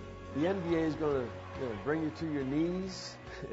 It's going to lift you up into the heavens. I mean, that's the nature of competition. You can't make mistakes. It's probably the most important lesson that Zoe, ever learned. We are a product of defining moments in our life. The experiences, those particular experiences, define us as people, who we are today, and that particular experience, was a very humbling experience. I was very remorseful, and it changed my whole mentality and approach to the game. Sometimes you have to, you have to go through some adverse situations in order to be successful. Inside the Heat is brought to you by your South Florida Mercedes-Benz dealers. Love what you drive. Welcome back to Inside the Heat. After losing to the Knicks in the 1998 playoffs, Pat Riley went right back to work to ready his team for the following season. However, the 1998-99 season almost never happened. With no collective bargaining agreement in place between the league's owners and players, a lockout was enforced, and the season was in jeopardy. Have a breaking story into the NBC6 newsroom. The lockout has put NBA hoops on hold. We was ready to start a long journey again, trying to fulfill our championship dream, and it was cut short. It's about what is a fair share between owners and players. It's almost like everybody's waiting for the bat phone to ring. There's no call a day, Where am I going to be tomorrow? Where am I going to be next week? November came and went without pro basketball. Finally, in late December, an agreement was reached between the owners and the players' union. There would be a season, shortened and condensed to 50 games over 3 months, beginning in February. That makes us feel good that we've come to a positive conclusion, and now we can get back to work. Finally, they said, okay, there's going to be this 50-game schedule. Every single game was important. It was a mad dash to 30 wins. That was the first time I've ever experienced back-to-back-to-back games. Mullen Junction.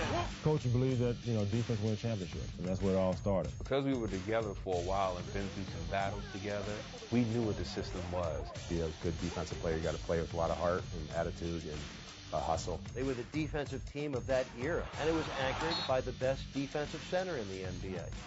Mourning blocked the shot. Mourning would lead the league in blocked shots with almost 4 a game and was named the 1999 Defensive Player of the Year. He was also a first-team All-NBA selection and finished second in the league's MVP balloting. Defense isn't something that you teach. It's pretty much all effort, will, determination, and heart. They went 33-17, and they won another Atlantic Division championship, and off we go to the playoffs, and guess who's waiting for us again in the first round? The Knicks.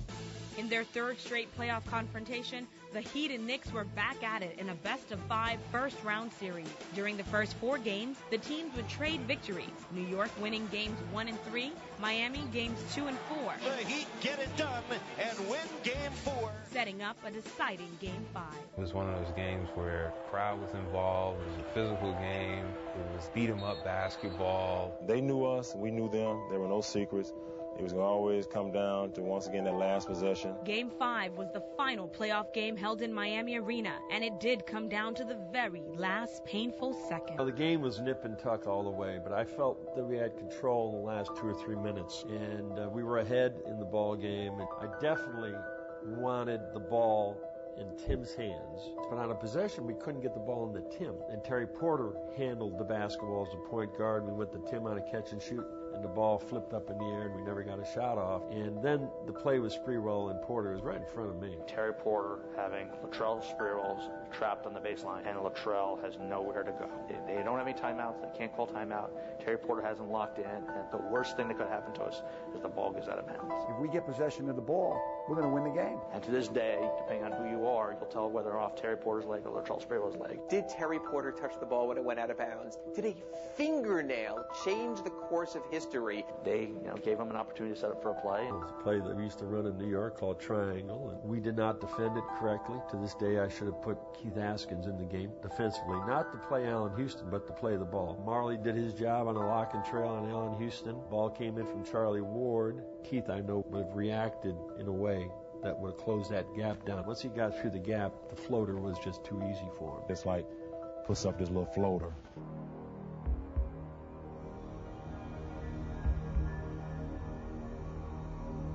It just seemed to bounce, and it just bounced. It was almost like time stood still, and the arena just got so quiet. And which way is the ball going to go? And everybody was just, not again. It drops in, and you're just sick to your stomach. And then you look at the players, and everyone is just like, oh, how could this be?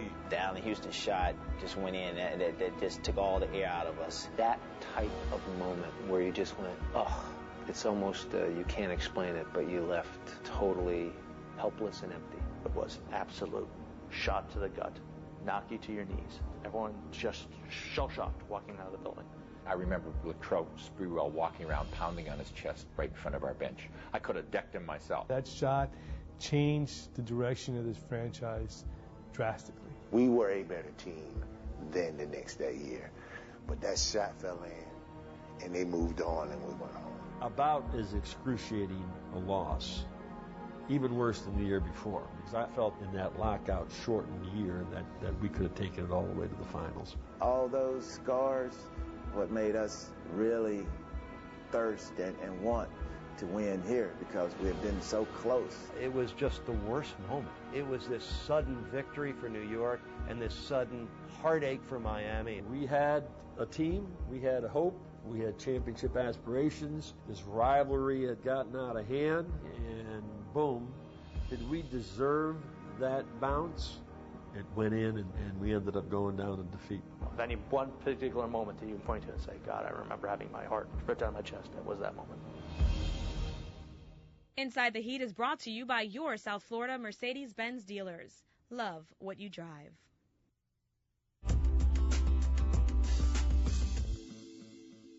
Welcome back to Inside the Heat. A devastating loss to the Knicks in the '99 playoffs was a huge blow for the Miami Heat, but there were better things on the horizon. A new arena for the new millennium was well on its way. The Miami Heat began the 1999-2000 season, winning 15 of their first 19 games. So with another block! Whoa. While the Heat was on fire, the franchise was on the brink of a huge transition. A midseason move to a brand new home was on the horizon. putting an end to an 11-year run at the Miami Arena. Hardaway's three. Gone! What a shot by Tim Hardaway! Hardaway! As the Heat were working hard, so too were the construction workers at the American Airlines Arena. These guys are building your home here. Oh, yeah? Yes. Y'all doing a great job. Looking forward to getting in here. Out with the old and in with the new. With Miami Arena clearly in sight, half a dozen Heat players got a tour of their still under construction new home. You can expect that this is going to be by far the best arena in the NBA. I remember taking the tour when it was under construction. It was brand new. It's almost like buying your first luxury car off the lot. Even though Miami Arena was great for us and we had great times and it was a great venue for us, I know Mr. Aronson, our owner, want to take it to another level, not only for us but for the city and for our fans. It was a good vision that Mickey and Pat had, and the fact that they were able to make it happen was crucial, not only for the Miami Heat but also for the people in Miami to have a world-class venue. I love Miami Arena, but we also knew that we had to get serious about, the product down here. It was a great place to play, a lot of great memories there, a lot of fun times there, but it was time really to move on. In just 23 months, the American Airlines Arena came to fruition. With a state-of-the-art waterfront facility ready to open, South Florida's own Gloria Estefan hosted the party of the century to welcome the Heat's new house into the new millennium. Gloria started singing to a sold-out crowd. She's not stopping until we bring in this new millennium.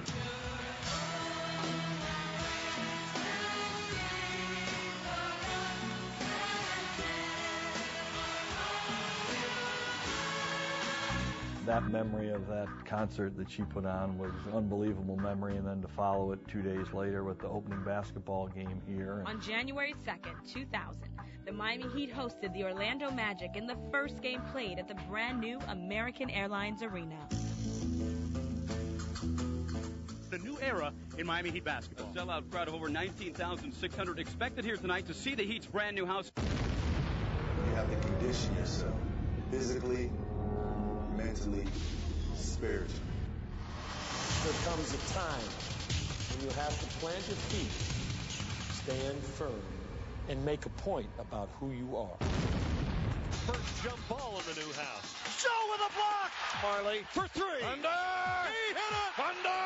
It was home sweet home for the Heat as Miami went 22-5 in the new American Airlines Arena and won the Atlantic Division for the 4th consecutive year. The Heat experience was live and electrifying. In late April, not even a power outage in downtown Miami could dim the excitement of the Heat experience. Fans were kind of restless until I started doing that, and then it just turned into just watching me. It was pretty fun.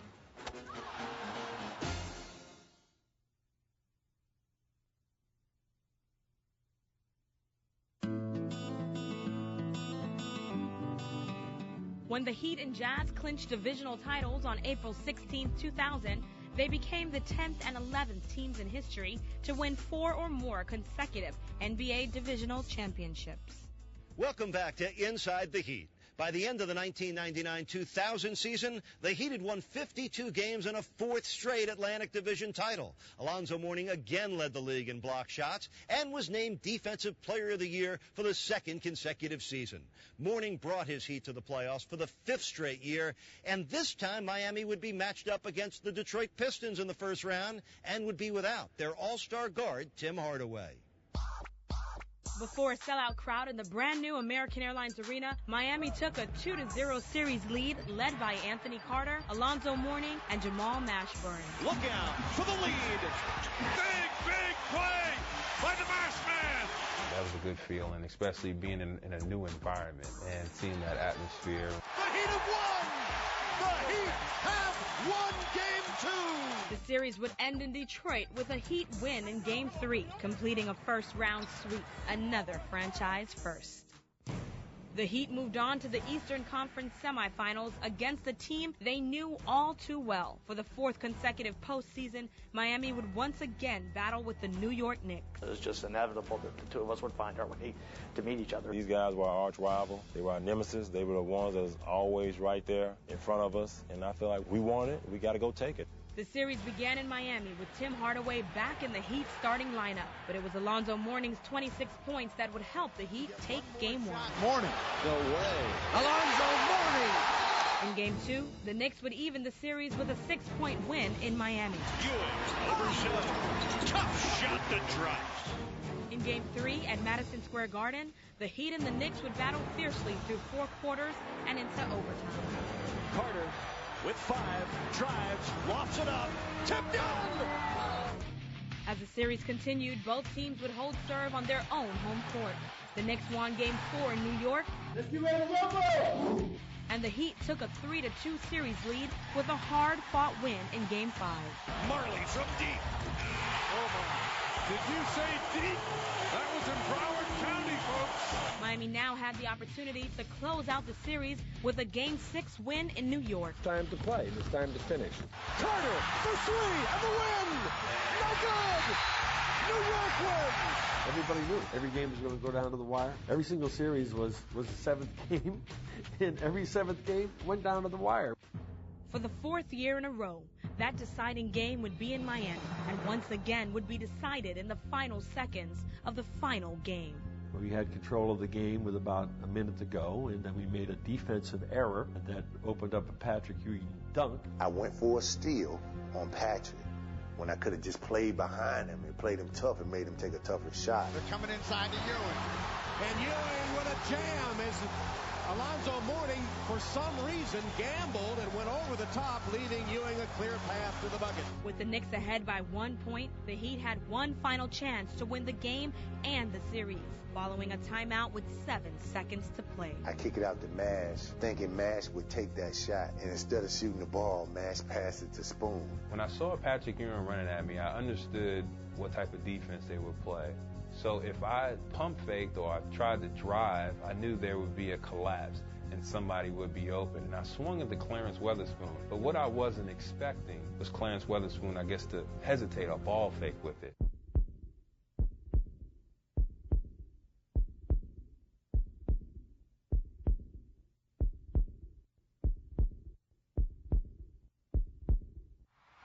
Marley makes a stab, can't get it, and Sprewell with the ball. Here it is, an opportunity that was missed, and it was nothing we could do about it. It was Game 7. New York came in and got it done, whereas we didn't take care of business as we should have. It was just horrible, losing again to them by 1 point. When we knew we had the better team, we always had the better team, but they just prevailed some type of way all other time. That game just felt like, the Knicks had just ripped all the life out of us, because the preparation that whole year was, hey, this is the year we're going to win a championship, and we felt it. We felt like we were the team. Losing that series, I knew walking off the court that was the end of my Heat career. But not just because I didn't take the shot or we lost that game, but I felt it was time for everybody to move on at that particular time. 3 years in a row, heartbreaking, deciding game losses to the same team. It was just too much frustration to bear. And it wound up coming to a 15-foot jumper. A 15-foot jumper that bounced out, determined 48 months of our lives. Without even anybody saying anything to me, an era was over. And this thing would be dismantled. I mean, there would be a few pieces that stay apart, but it was done. The ball just didn't bounce our way, and all those series came down to one play, one shot, one mistake. It was very, very disheartening.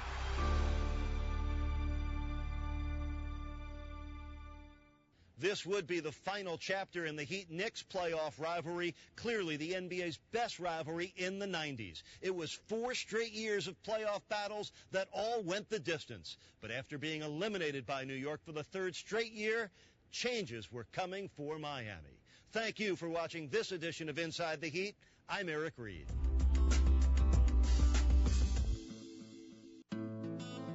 As the quest for a championship continued, the Miami Heat reloaded. It was time to change the core of the team. I'm very, very, very happy to be home. But that quest would suffer a huge setback. Alonzo Mourning will not be playing professional basketball this season. Through the struggles came new light. The Miami Heat select Caron Butler. And the light shined even brighter. Oh, what a play! He's Superman!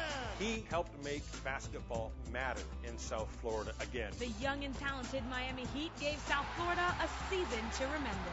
This was the season that made fans fall back in love with the Miami Heat. This is for the win! It's good! And the NBA is back in Miami.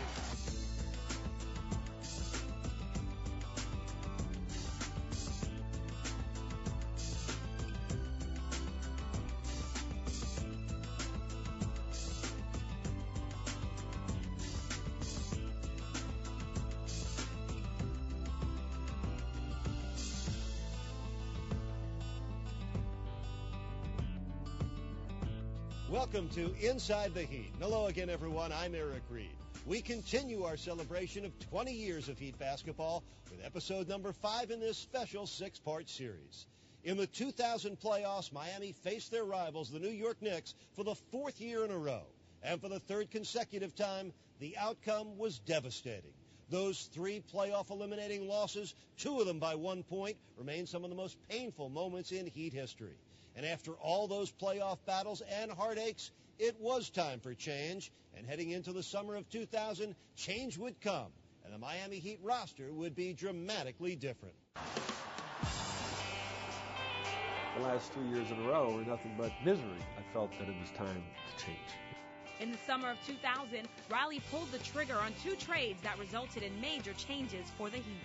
I want to see if y'all really want him down here. Everybody say, Eddie, Eddie, Eddie. On August 2nd, the Heat sent 5 players to Charlotte, including P.J. Brown and Jamal Mashburn, to acquire Pompano Beach's own Eddie Jones and forward Anthony Mason in a 9-player trade. I'm very, very happy to be a Heat. I'm very, very happy to be home. Then, just 4 weeks later, in a 3-way trade with Cleveland and Portland, the Heat acquired forward Brian Grant from the Trailblazers. This team is a perfect fit for me. Certainly to give up Mashburn and P.J. Brown as a part of the trade was giving up an important piece of our team, but we felt like both Eddie and Brian had a chance to come into this franchise and grow and make it better and make it stronger. Time to win the gold.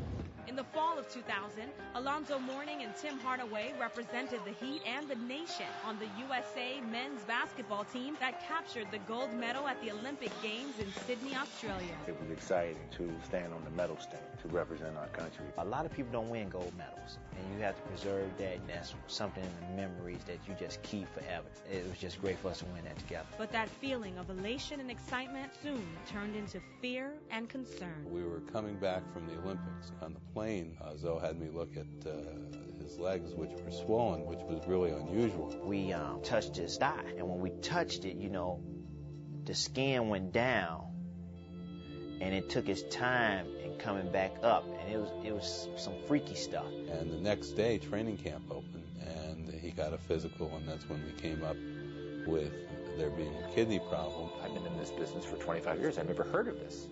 And they said to me, well, 10 years ago, nobody had heard of this. When Coach Riley broke the news to us, he just walked out of the gym and just stared at the bay for a while. And I had never seen Coach Riley do that. I remember getting on my knees, truly surrendering and what's really going on. And good evening, everyone. The announcement leaving South Florida and Heat fans everywhere stunned. Alonzo Mourning will not be playing professional basketball this season. The diagnosis by pathology was something called focal glomerular sclerosis. This is a disease in which the filters of the kidney leak protein into the urine. If you continue to leak large amounts of protein into the urine for a long period of time, eventually you would need dialysis or a transplant. The main objective is to get me healthy, possibly do the thing that I know and love, and that's the game of basketball. My first thing is he going to be alive? Whatever you want to do, I'm with you, but I just don't want you to die. The last thing that was on my mind, or even on his mind, or we were even thinking about, was whether or not he'd ever play again. He's the most well-conditioned athlete that we've ever had. And then to find out he was sick, I just couldn't believe it. Zoe's illness devastated his teammates, but also brought them together as Pat Riley rallied the team. He brought us together through blood, sweat, and tears. That's what I like to call it. I remember that was the best feeling, proving people wrong, that this is what a team's all about. When a piece goes down, other pieces have to step up. One player who stepped up was Anthony Mason, who had an all-star season as the Heat rolled along with 42 wins in late March when Miami had another surprise. Here he comes, Alonzo Mourning. On March 27, 2001, Zoe was back. For Zoe, look out!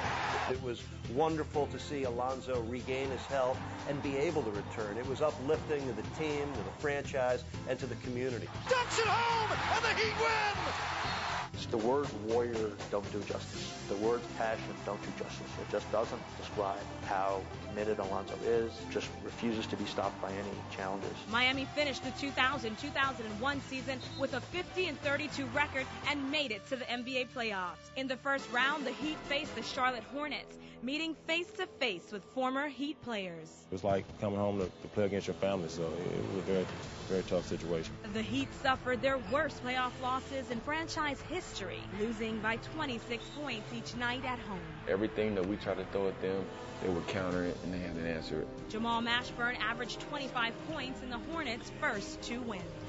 Oh, my! Mashburn again! In Charlotte, the Hornets won Game 3 by 15 points, 94-79, and swept Miami right out of the playoffs in the first round. Probably the ugliest playoff series in franchise history. Nothing went right. The wrong matchup at the wrong time.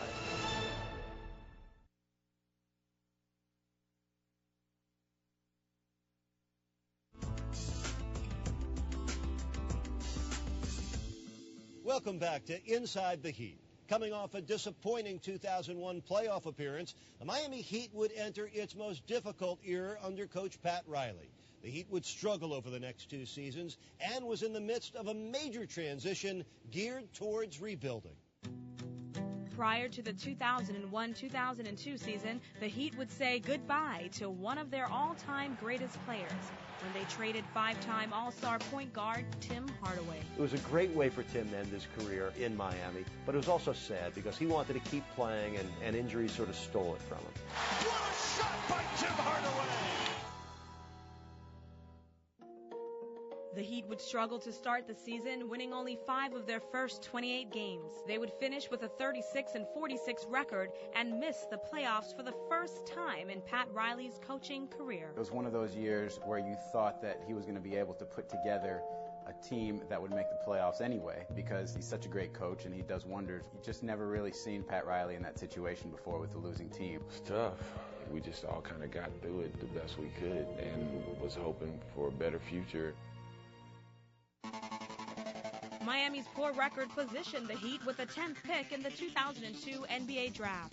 The Miami Heat select Caron Butler from the University of Connecticut. That's the most emotional pick. We had gone through a tough year, a losing year. It was important that the player we picked at 10 was going to be a good player for us and be a part of our rebuilding process. I'll never forget draft night when Caron Butler was still there at number 10, and Miami was very fortunate to have that happen. 3 years from now, people are going to be talking about this kid who slipped a 10 the same way they talk about Paul Pierce, who slipped a 10 also. Pat Riley got a lot of confidence in me, and I'm not going to let him down, and I'm not going to let myself down. I'm going to come in, and we're going to restore the feeling back in Miami. The Heat would select another Butler in the second round. Rasul Butler, no relation to Caron, would be taken with the 53rd pick. Together, the Butlers would launch Miami's new youth movement. I run through a brick wall for this organization because they gave me an opportunity to live my dream. Everybody was expecting it to be a better season. Certainly Caron and Rasul were the hopes that they could develop into something, but they would be building blocks. While the team was building new young players, its cornerstone would be stricken with another blow. Due to complications in his ongoing battle with kidney disease, Heat center Alonzo Mourning would sit out the entire 02-03 season. Their advice was that I take some time off because of the added stress on the body would make it difficult for me to recover faster. It was a total washout when Zoe walked into my office in September and said, I'm done. I was actually planning on having a competitive year, and it changed our whole philosophy as to what we were going to do that year. Without Zoe, the Heat were on their way to another disappointing season and failed to make the playoffs for the second year in a row. I took the hit, but I felt it was important for me to coach those teams, not somebody else, not to turn over 2 rebuilding teams. Yes, those were 2 very dark and difficult years, but there were only 2. In a way, Pat Riley really sacrificed himself for those 2 years for what would eventually follow. Losing the way we lost, they didn't even make the playoffs. I always believed it was going to get better. We knew that this was necessary to take the next step. And Coach Riley mentioned to everybody, okay, here's the plan. And the players that we have, we're going to fight and try to win each game. But that the franchise would be moving in a new direction, a new era. The end of the disappointing 02-03 season took Miami to Toronto on April 15th. Both the Heat and the Raptors have the same regular season records and would be battling for a 2003 draft pick. In this game, you know that the loser is going to get the 4th pick in the upcoming draft, and the team that wins would pick 5th. We never play to lose. We're two teams that are having bad years, but this isn't a joke. So then you ended up seeing a good basketball game. And indeed, the Heat won. The Heat end their 15th season with a victory. Even though a lot of fans want to see us get the 4th pick, I think that the true fans were probably at home going, that's good, they ain't give up. They played to win that day, and then even with the 5th pick, rather than the 4th, they won bigger than ever. It was the worst victory a team could have at the time that ultimately turned it into the best victory because of, obviously, the draft that came and who came with it next. Inside the Heat is brought to you by your South Florida Mercedes-Benz dealers. Love what you drive.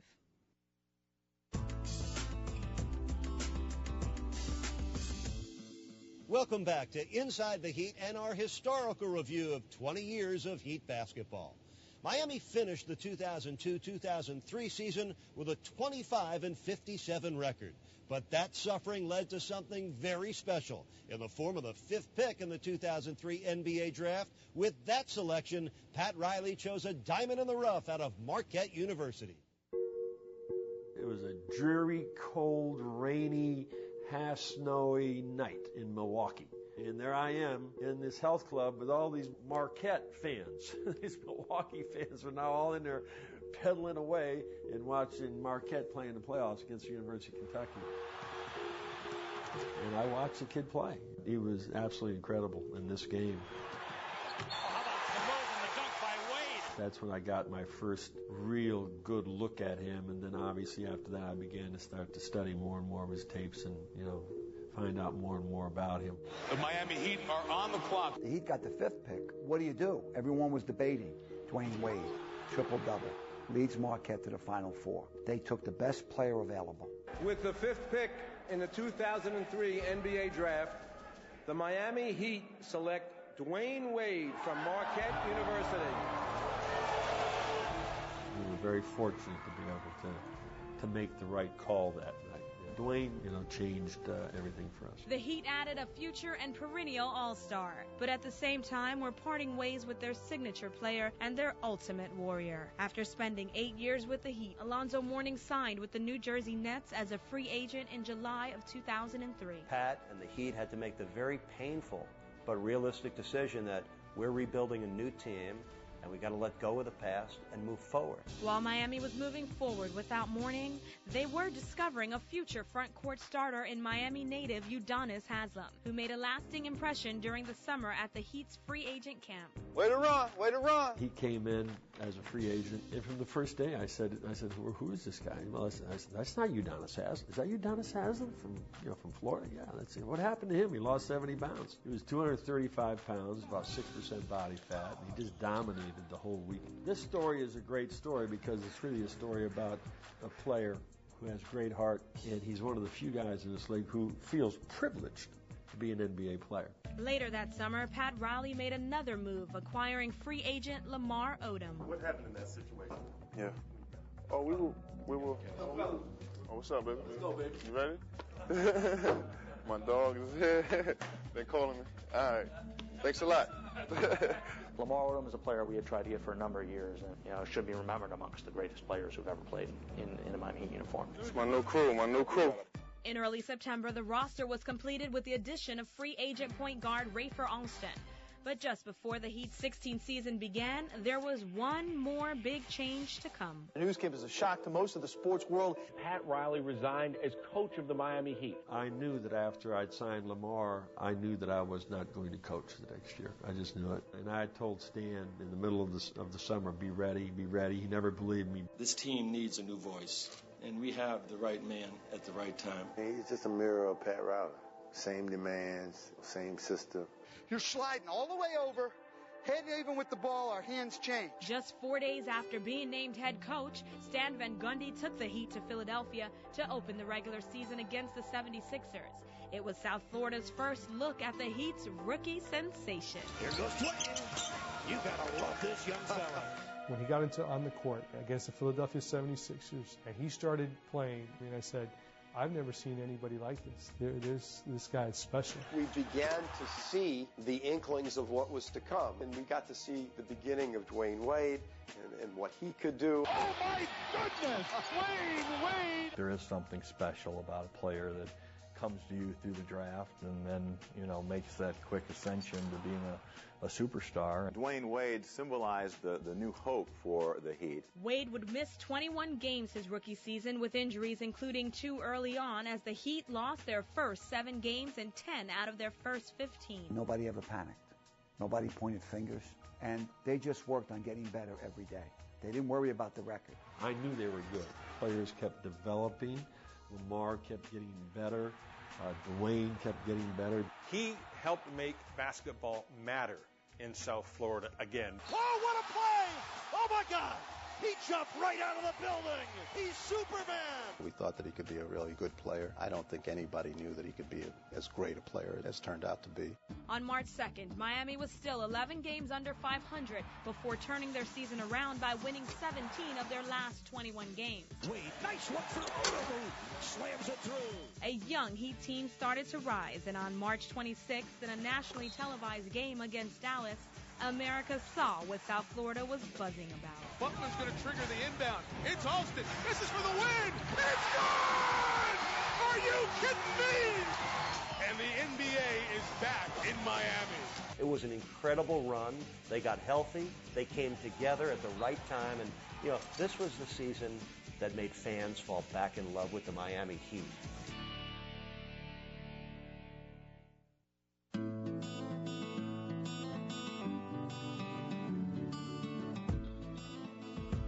In 2003, at age 21, Dwayne Wade was the youngest player to ever start an opening night for the Miami Heat.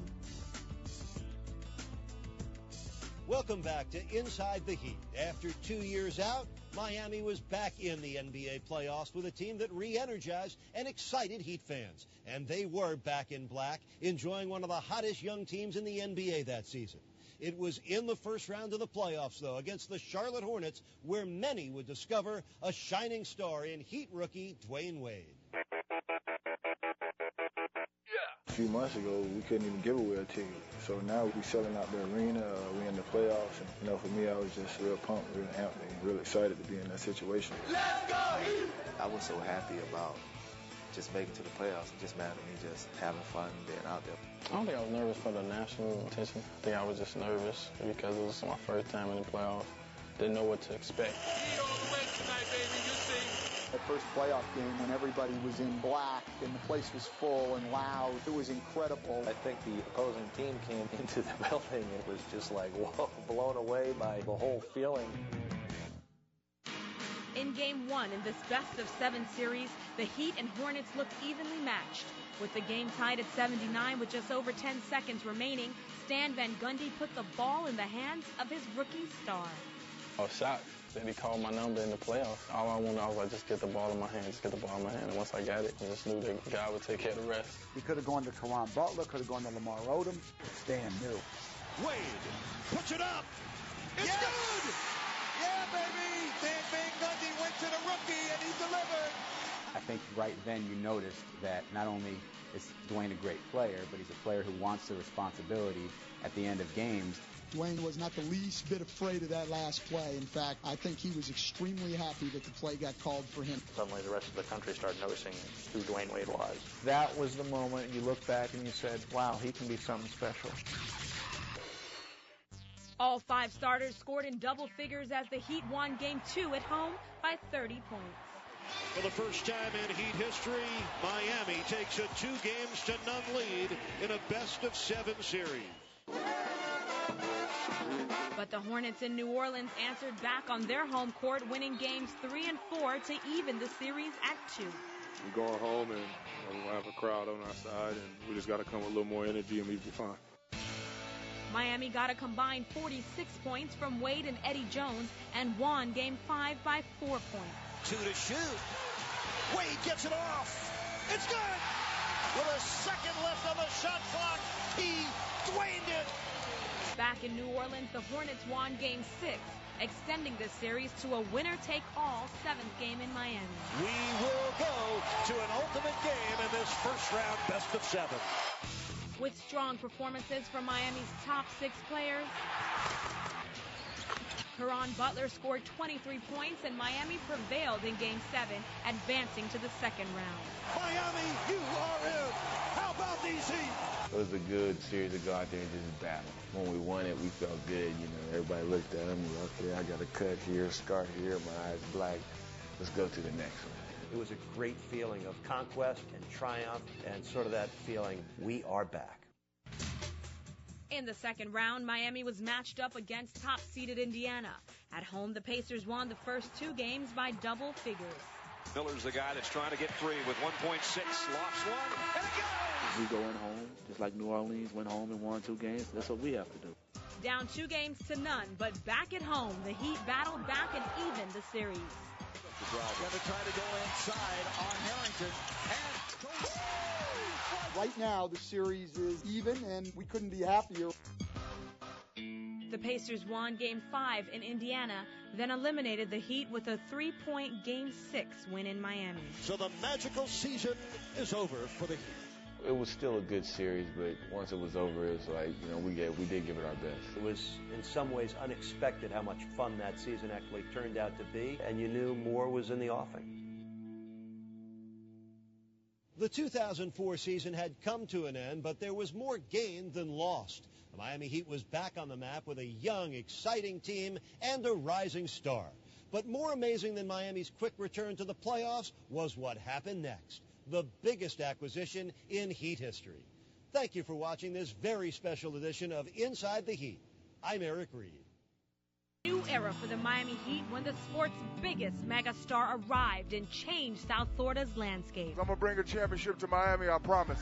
As soon as we got Shaq, we all just believed this is a championship team. Shaq, oh! The Diesel says, welcome to the postseason. The Heat were red hot. 2 hands jam! But a star's injury would derail their first ever chance at infamy. If we were healthy, we would have been in the NBA Finals. Determined more than ever, Miami bounced back and reloaded. This team was built to win a championship. In their 18th season, 15 strong set their sights on championship glory. Miami has won! Miami is NBA champ! Reflect on 20 years of thrill, heartache, and championship joy. A great success story that went from expansion to champion in that first 20 years.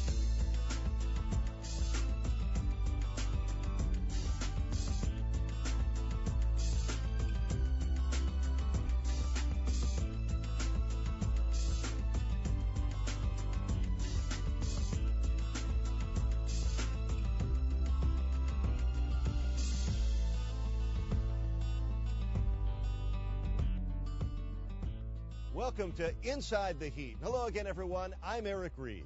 We continue our celebration of 20 years of Heat basketball with this final episode of this very special 6-part series. The story of the 2004-2005 Heat really began soon after a successful run deep into the 2004 playoffs. Now, after selecting teen sensation Darrell Wright in the draft, Pat Riley made the most significant trade in Heat history when he acquired superstar Shaquille O'Neal from the Los Angeles Lakers. Together with Dwayne Wade, this dynamic duo would take the Heat to unprecedented heights. I remember Coach came back from L.A. after he had met over there with them and said, you know, they're going to trade Shaquille O'Neal. But when he called me about Shaq, it was like, yeah, sure. As long as we can keep Dwayne Wade out of the deal, then we would make the deal. Wade gets it off. It's good.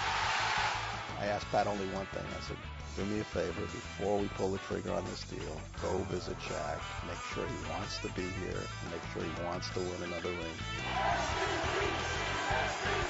As it's going on, you're kind of pinching yourself a little bit, saying, can we really make this one happen? Pat went to see him, picked up the phone call, and he said, we got our big man. We're following the developments of the O'Neal deal tonight. The blockbuster trade was announced this afternoon. The daddy has moved on. You thought it was a New York Stock Exchange. The phones would not stop ringing. People wanting and buying tickets. The excitement building was just unbelievable. As soon as we got Shaq, everybody, coaches, players, staff, and people of Miami, the fans, we all just believed, okay, this is a championship team now. The day that Shaq came on board, he called me, and I was happy. I knew that they called for a big parade, and before I knew it, there was this huge crowd downtown. Hello, Miami. I said hello, Miami. I want y'all to remember this feeling right here. I'm going to bring a championship to Miami, I promise. After opening the season with a 23-point win at New Jersey, Miami rolls out the red carpet for the home opener. Rasul over the top there. Shaq got in deep. Oh, two-hand jam, and he is fouled. The Heat beat the Cavaliers and dazzled their fans. The new and improved Heat gelled instantly, winning their first 4 games and 14 consecutive wins in December, including a Christmas Day return to L.A. for the big fella. Shaquille O'Neal.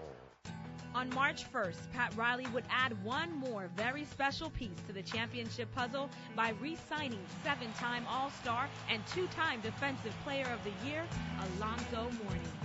The love that I have for the fans has always been there, and the feeling is definitely mutual.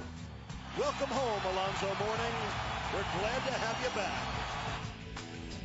Blocked by Zone! How about that for a welcome back home?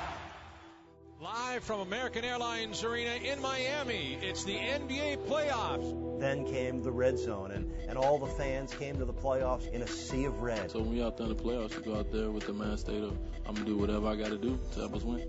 Shaq, oh, a monster right-hand jam. The Diesel says, welcome to the postseason. Miami stormed through the first 2 rounds of the playoffs. Oh, my goodness. Sweeping both series versus the Nets and the Wizards. A two-hand alley-oop slam. The Miami Heat clinch the series with a 4-game sweep of the Washington Wizards. I'm just happy to be, man, in this locker room with these guys, enjoying this, man. In their first conference finals appearance in 8 years, Miami would go toe-to-toe with the defending NBA champion, Detroit Pistons. The Heat is put together in this 1 year and built to win it all right now. The Pistons are a group that have been there year after year. Wait, gonna drive the lane. And a right-hand jam! Flash to the basket! Tayshaun Prince drives baseline left, and a jam! The team split the first 4 games of the series, and Miami took a 3-2 lead in Game 5, but suffered a costly injury to Dwayne Wade. I knew it was an intercostal strain, and I remember turning to whoever was at my left, and I won't repeat exactly what I said to him, but I said, this is going to be difficult. Just made a basic crossover move to a pull-up jumper. On my way down the court, just felt the pain, saw pain. Then as I kept going down the court, it got worse and worse and worse. Just 1 victory away from their first NBA Finals appearance, the Heat went to Detroit for Game 6, and the entire nation watched and wondered, would Wade be able to play? Everybody just watched Dwayne Wade warm up, and it didn't look good. He didn't move very quickly, he looked like he was in pain, and he wound up not playing in Game 6. Just 1 win away from getting to the NBA Championship Series for the first time. And the Detroit Pistons force a 7th and deciding game. Got a game on Monday. It's going to decide everything. This is a game you wait your whole life for and you dream about being in, especially a player of Dwayne's magnitude. Here we go! Game number 7. You really felt like the magic was going to happen. Wade played his best. Off the glass and in! Oh my goodness, how'd he do that? And the Pistons played with such great poise. And if there was a team that you felt could win on somebody else's court, it was them. A shocker here in Miami. Just let a phenomenal season slip away. We wanted to get back to that opportunity, and the next time we weren't going to let anything get in the way. Inside the Heat is brought to you by your South Florida Mercedes-Benz dealers. Love what you drive. Welcome back to Inside the Heat. After advancing to the Eastern Conference Finals for the 2nd time in franchise history, the Heat had great expectations for the 05-06 season. Those expectations heightened in early August when the Heat took part in the largest trade in NBA history and acquired Antoine Walker, Jason Williams, and James Posey. Then in late September, the Heat added perennial All-Star point guard Gary Payton to an already impressive roster. They would become Miami's forever team. Miami's 18th NBA season got off to a rocky start. In mid-December, Stan Van Gundy announced his resignation as the Heat's head coach. Stepping back in to fill the void was Heat president and former head coach Pat Riley. When the change occurred, there was an instantaneous surge. The Heat would finish the season with 52 victories, earning their 6th division title and the number 2 seed in the Eastern Conference. There was some kind of an interesting confidence about our team that kind of gave you a sense that we could be better than we thought we could be. Live from American Airlines Arena in Miami, it's the NBA playoffs. The 2006 NBA playoffs were white hot. Heat fans were excited. Let's go, Heat! In the first round of the playoffs, the Heat took on the Chicago Bulls, winning the first 2 games of the series. We're ahead 2-0. That's what it's about. But in Chicago, the Bulls beat Miami in Game 3 and 4, tying the series at 2. Then in Game 5, Dwayne Wade turned it on, even through an injury, and the Heat closed out the series in Game 6. We always knew how to take care of business, and nothing fazed us. That's because we were 15 strong. In the Eastern Conference semifinals, the Heat faced the New Jersey Nets and lost Game 1. The Heat did respond, and Dwayne Wade led Miami to 4 straight wins and finished off the New Jersey Nets with a Game 5 win at home. Kidd, bounce pass, intercepted by Wade, and that's the ball game. Miami is off to the Eastern Conference Championship. For the second year in a row, Miami was in the Eastern Conference Finals and matched up against the 2-time defending conference champions, Detroit Pistons. We felt that we could have beat them last year, so we were waiting for that challenge all year. The Pistons had home court advantage, but Miami opened the series with a 5-point win at the Palace. Wade, get by him! Beautiful move. In Game 2, Detroit won by 4, sending the series back to Miami even. Dribble drive the lane. Wade throws it up. Got it to go. Greatness right here in Dwayne Wade. Back at home, Miami won both games to take a 3-1 series lead. But the Pistons stayed alive, winning Game 5 in Detroit, sending the series back to the Heat's house for an unforgettable 6th game.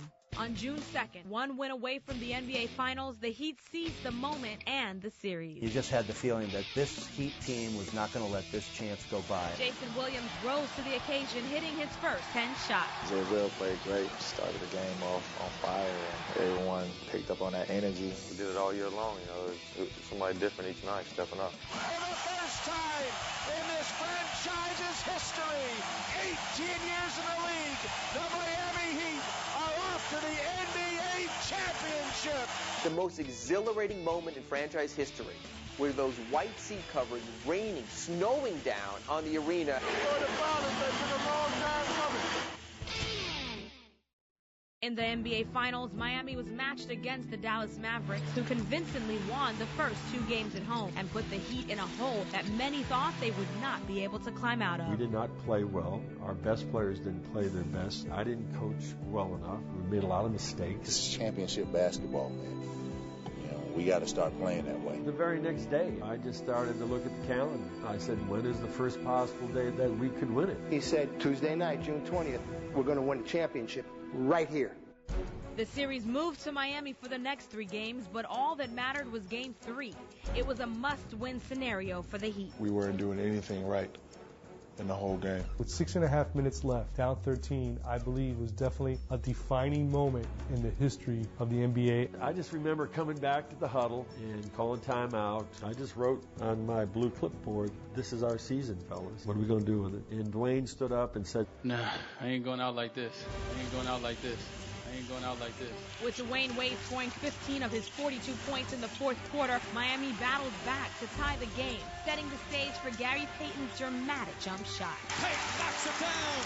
That's the biggest shot to me in Heat franchise history. And the Miami Heat right back in the NBA Finals. Led by Wade, who averaged 40 points, Miami came back to win games 4 and 5. And Miami wins the ball game and have a 3-2 lead in this series.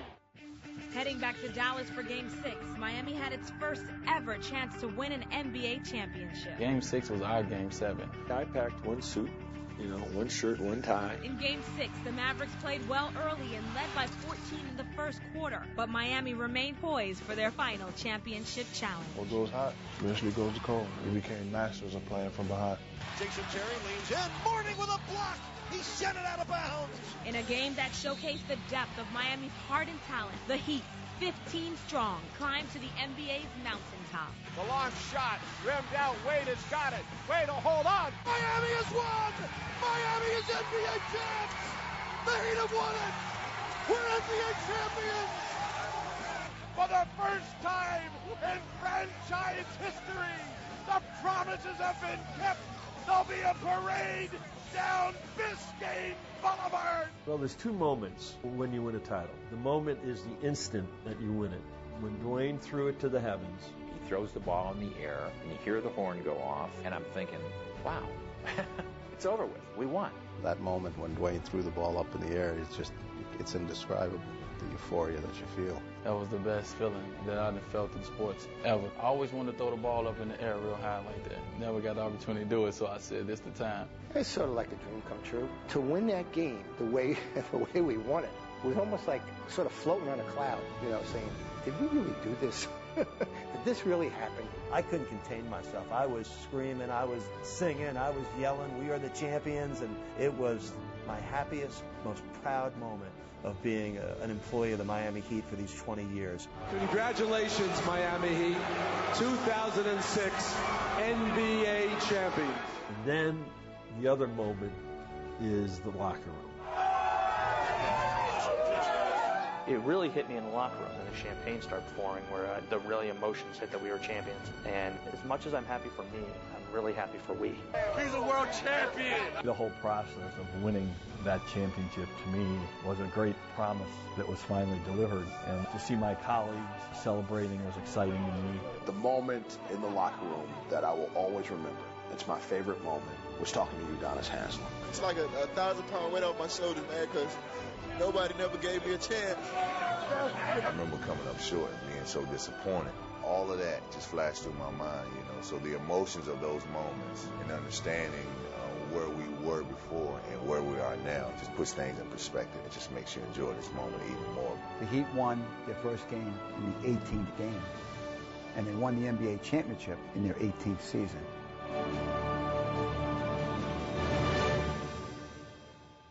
Inside the Heat is brought to you by your South Florida Mercedes-Benz dealers. Love what you drive. Welcome back to Inside the Heat. The 2006 NBA champions began the defense of their title with a very special opening night ceremony where they did receive their championship rings and raise the organization's first ever championship banner. Yeah, go. That's what it's all about right there. That's what we work for. Miami's opening night would be spoiled as the Bulls handed the Heat one of their worst regular season losses ever, and it trickled right into the season. With a 500 record, things got even worse just after the All-Star break when Dwayne Wade suffered a devastating shoulder injury. He rejoined his teammates just in time for the postseason. Welcome back, Dwayne. Miami won 44 games and captured their 7th division title, but got swept by the Chicago Bulls in the first round of the 2007 playoffs. It just teaches you again and again about the NBA and how fast it can bring you up to great heights and bring you to your knees, like the next day. Going into their 20th season, Miami's roster would change significantly. The Heat acquired Ohio State guard Daquan Cook in the 2007 NBA draft and traded for Ricky Davis and Mark Blount. However, they parted ways with James Posey, Jason Capono, Gary Payton, and Antoine Walker. With Dwayne Wade recovering from off-season surgery and Alonzo Mourning suffering a season-ending injury, Miami struggled right from the very start of the 07-08 season and would fall out of playoff contention by mid-year. We've got some breaking news concerning the Miami Heat, concerning Shaq. Is he going to go or stay? He is not only going to go, he is gone. It is official. Shaq traded to Phoenix. Myself, Mr. and Mr. Harrison, and the Heat family want to wish Shaquille O'Neal nothing but the best. The good news is, though, The Heat are younger and faster thanks to the arrival of the Matrix, not the movie, the player, Sean Merritt.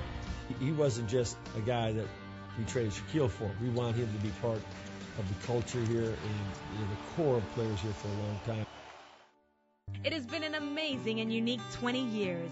2 decades removed from a dream that caught fire, the Miami Heat's journey went from an expansion team to a championship team. It's just been a lot of fun, and it wouldn't have been possible without the Miami Heat, Pat Riley, and what the Heat and the NBA family has meant to our family. The word family, means so much, to all of us. We've been through a lot of the good times and a lot of the bad times together. When people say P.J. Brown, they remember me with the Miami Heat. It was just a great experience.